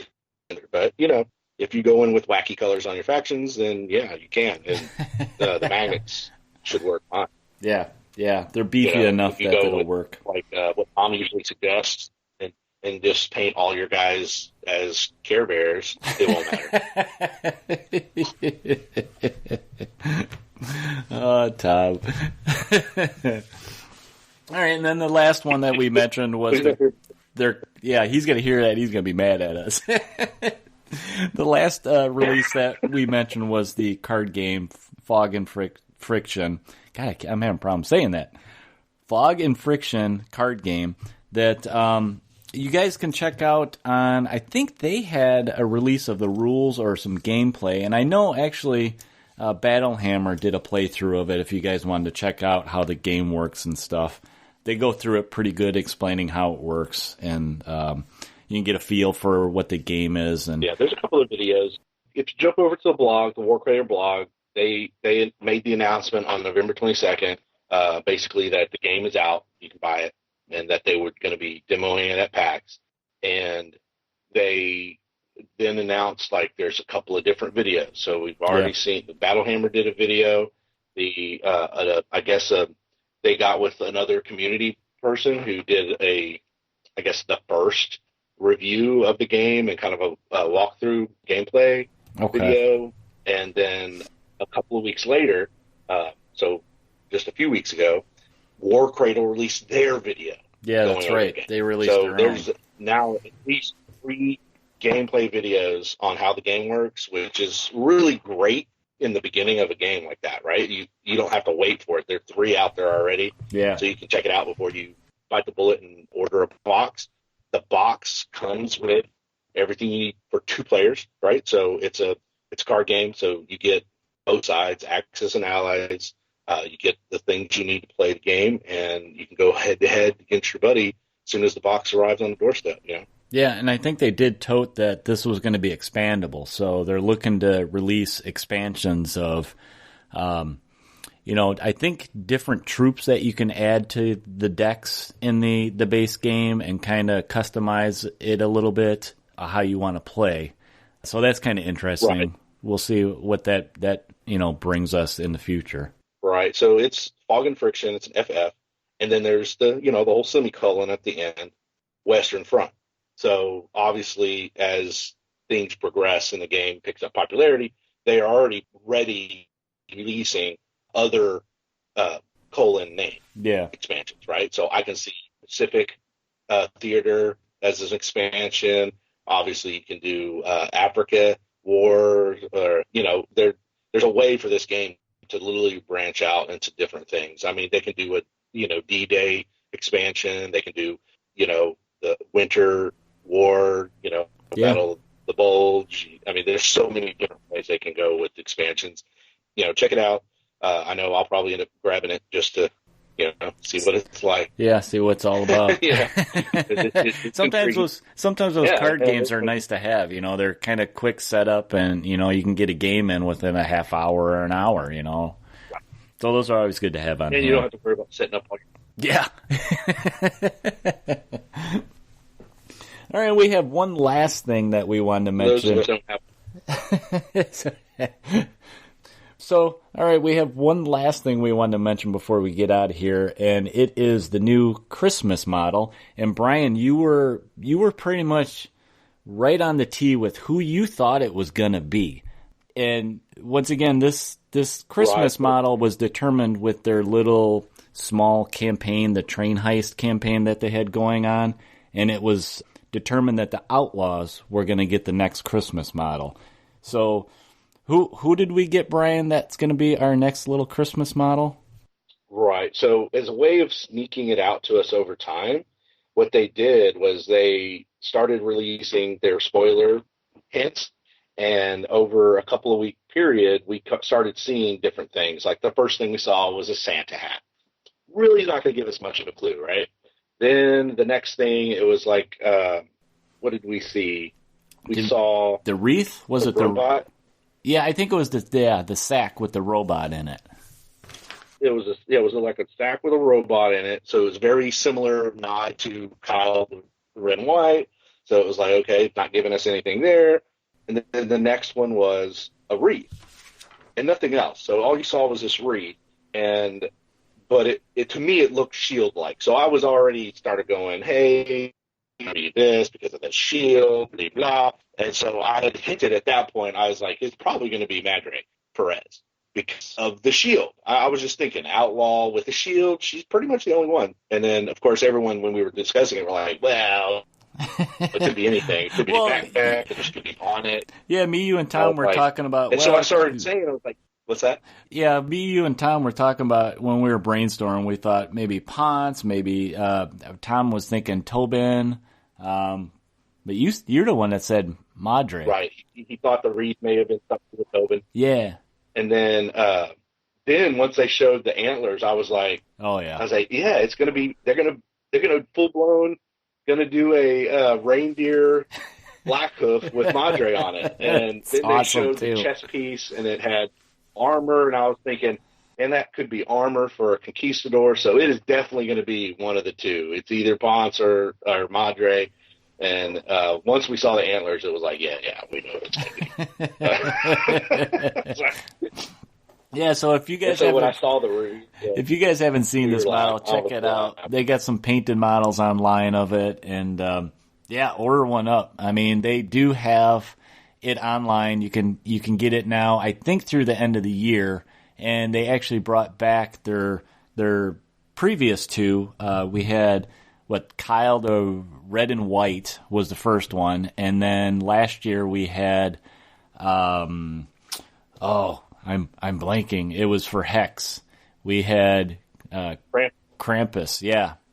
And you can get both of those guys again. Rex.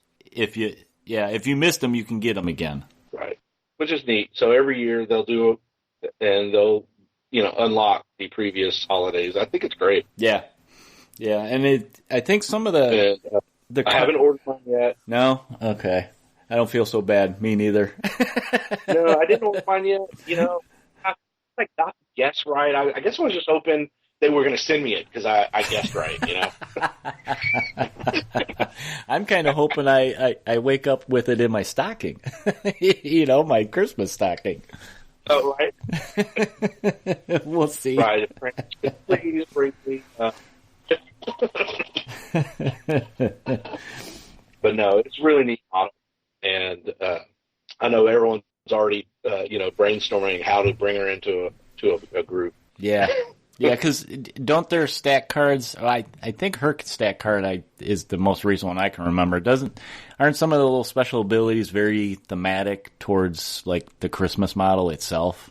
I believe so. Let me see if I can pull it up. I can't remember if they, the special abilities are basically the same thing, but they may have renamed it a little bit or tweaked kind of the way it works just to go thematically? She's a little more expensive because of it. Yeah, the Blackhoof, yeah. That's the main reason I want to get it. I mean, the Blackhoof's antlers are little RJ canisters, which is awesome looking. Okay, so she's that's the same. I thought she's different.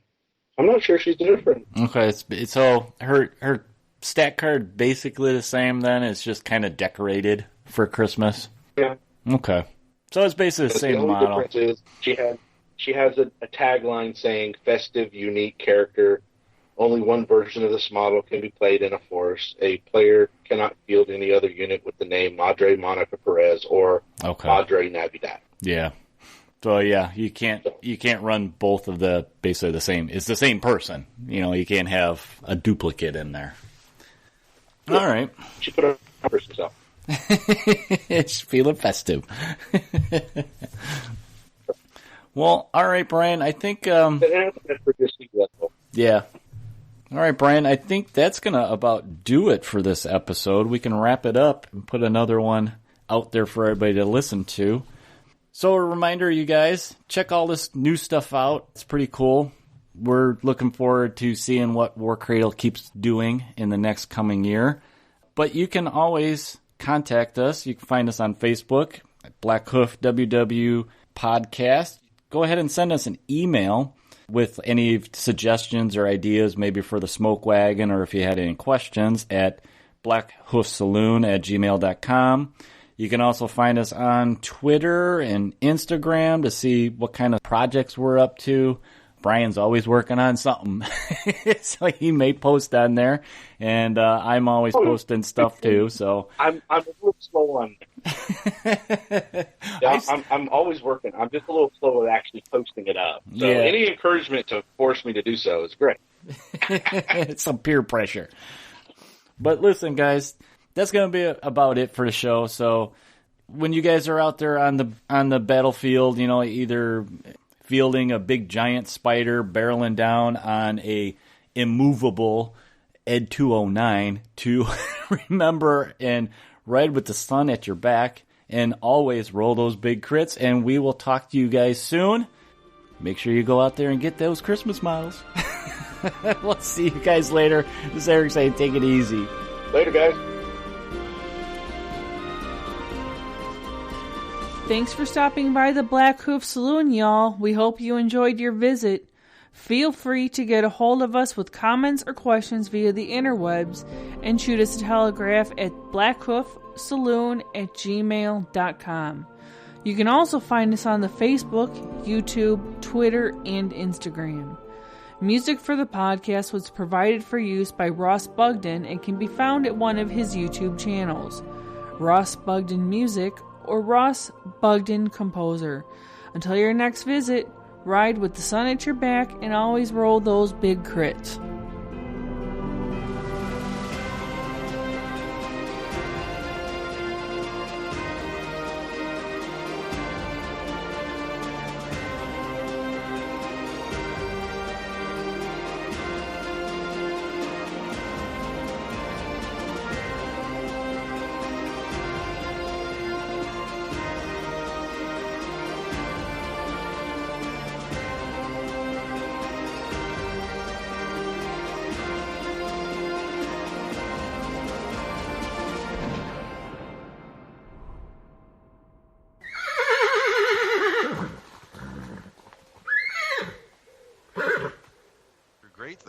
Yeah, it's just the audio.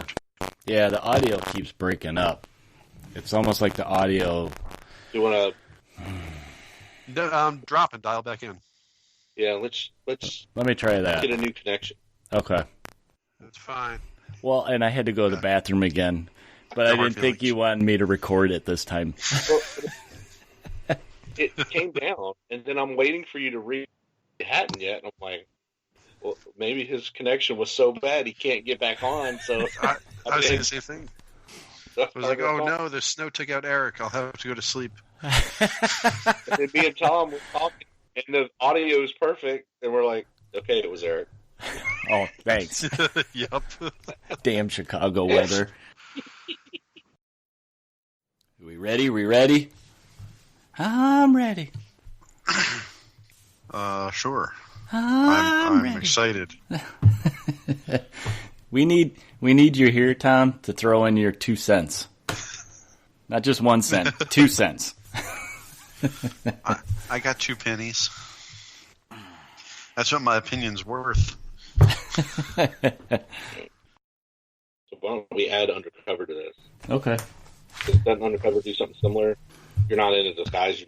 They can't see you. I think you have to get within 8 inches before you can nominate them as the target of an attack, if I remember right. I think so. Wait a minute. Did I know something that Brian didn't know?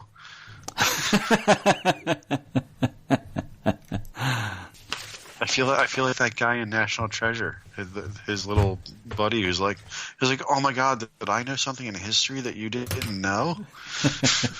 Well, I wouldn't say I didn't know. I just didn't recall. There's a difference. Just let me sit here and bask in this for a minute. In the war host. They don't have Quick and the Dead, so sometimes that can get me in some trouble. Yeah. Especially with Marcus, because he's so, God, with his Peacemaker and the fact he can shoot into combat, and it's just like, sometimes there's targets he just can't resist, and then he gets kind of in a bad situation then. He can't resist? Yeah, he can't resist.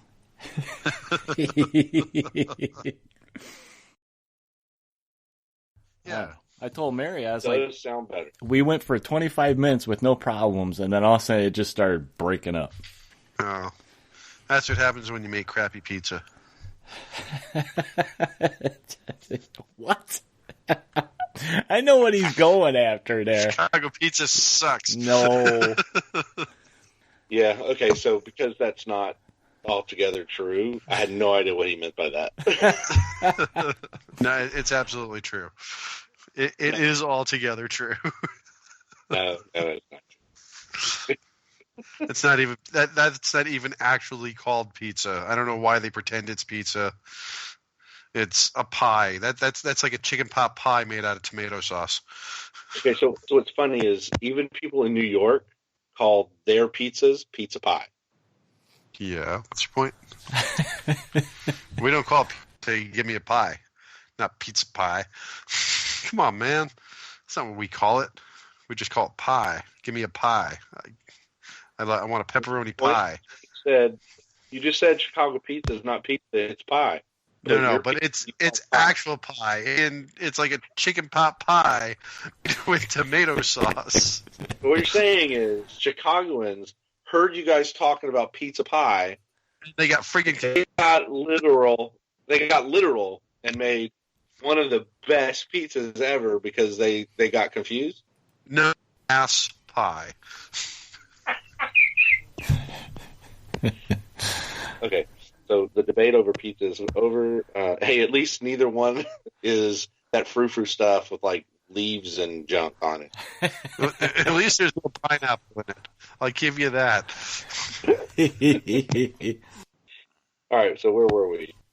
Juice Gatling gun. We're going to get through these weapons sooner or later. Okay. Okay, so let's go back to that. Bring it back up. There he is. All right.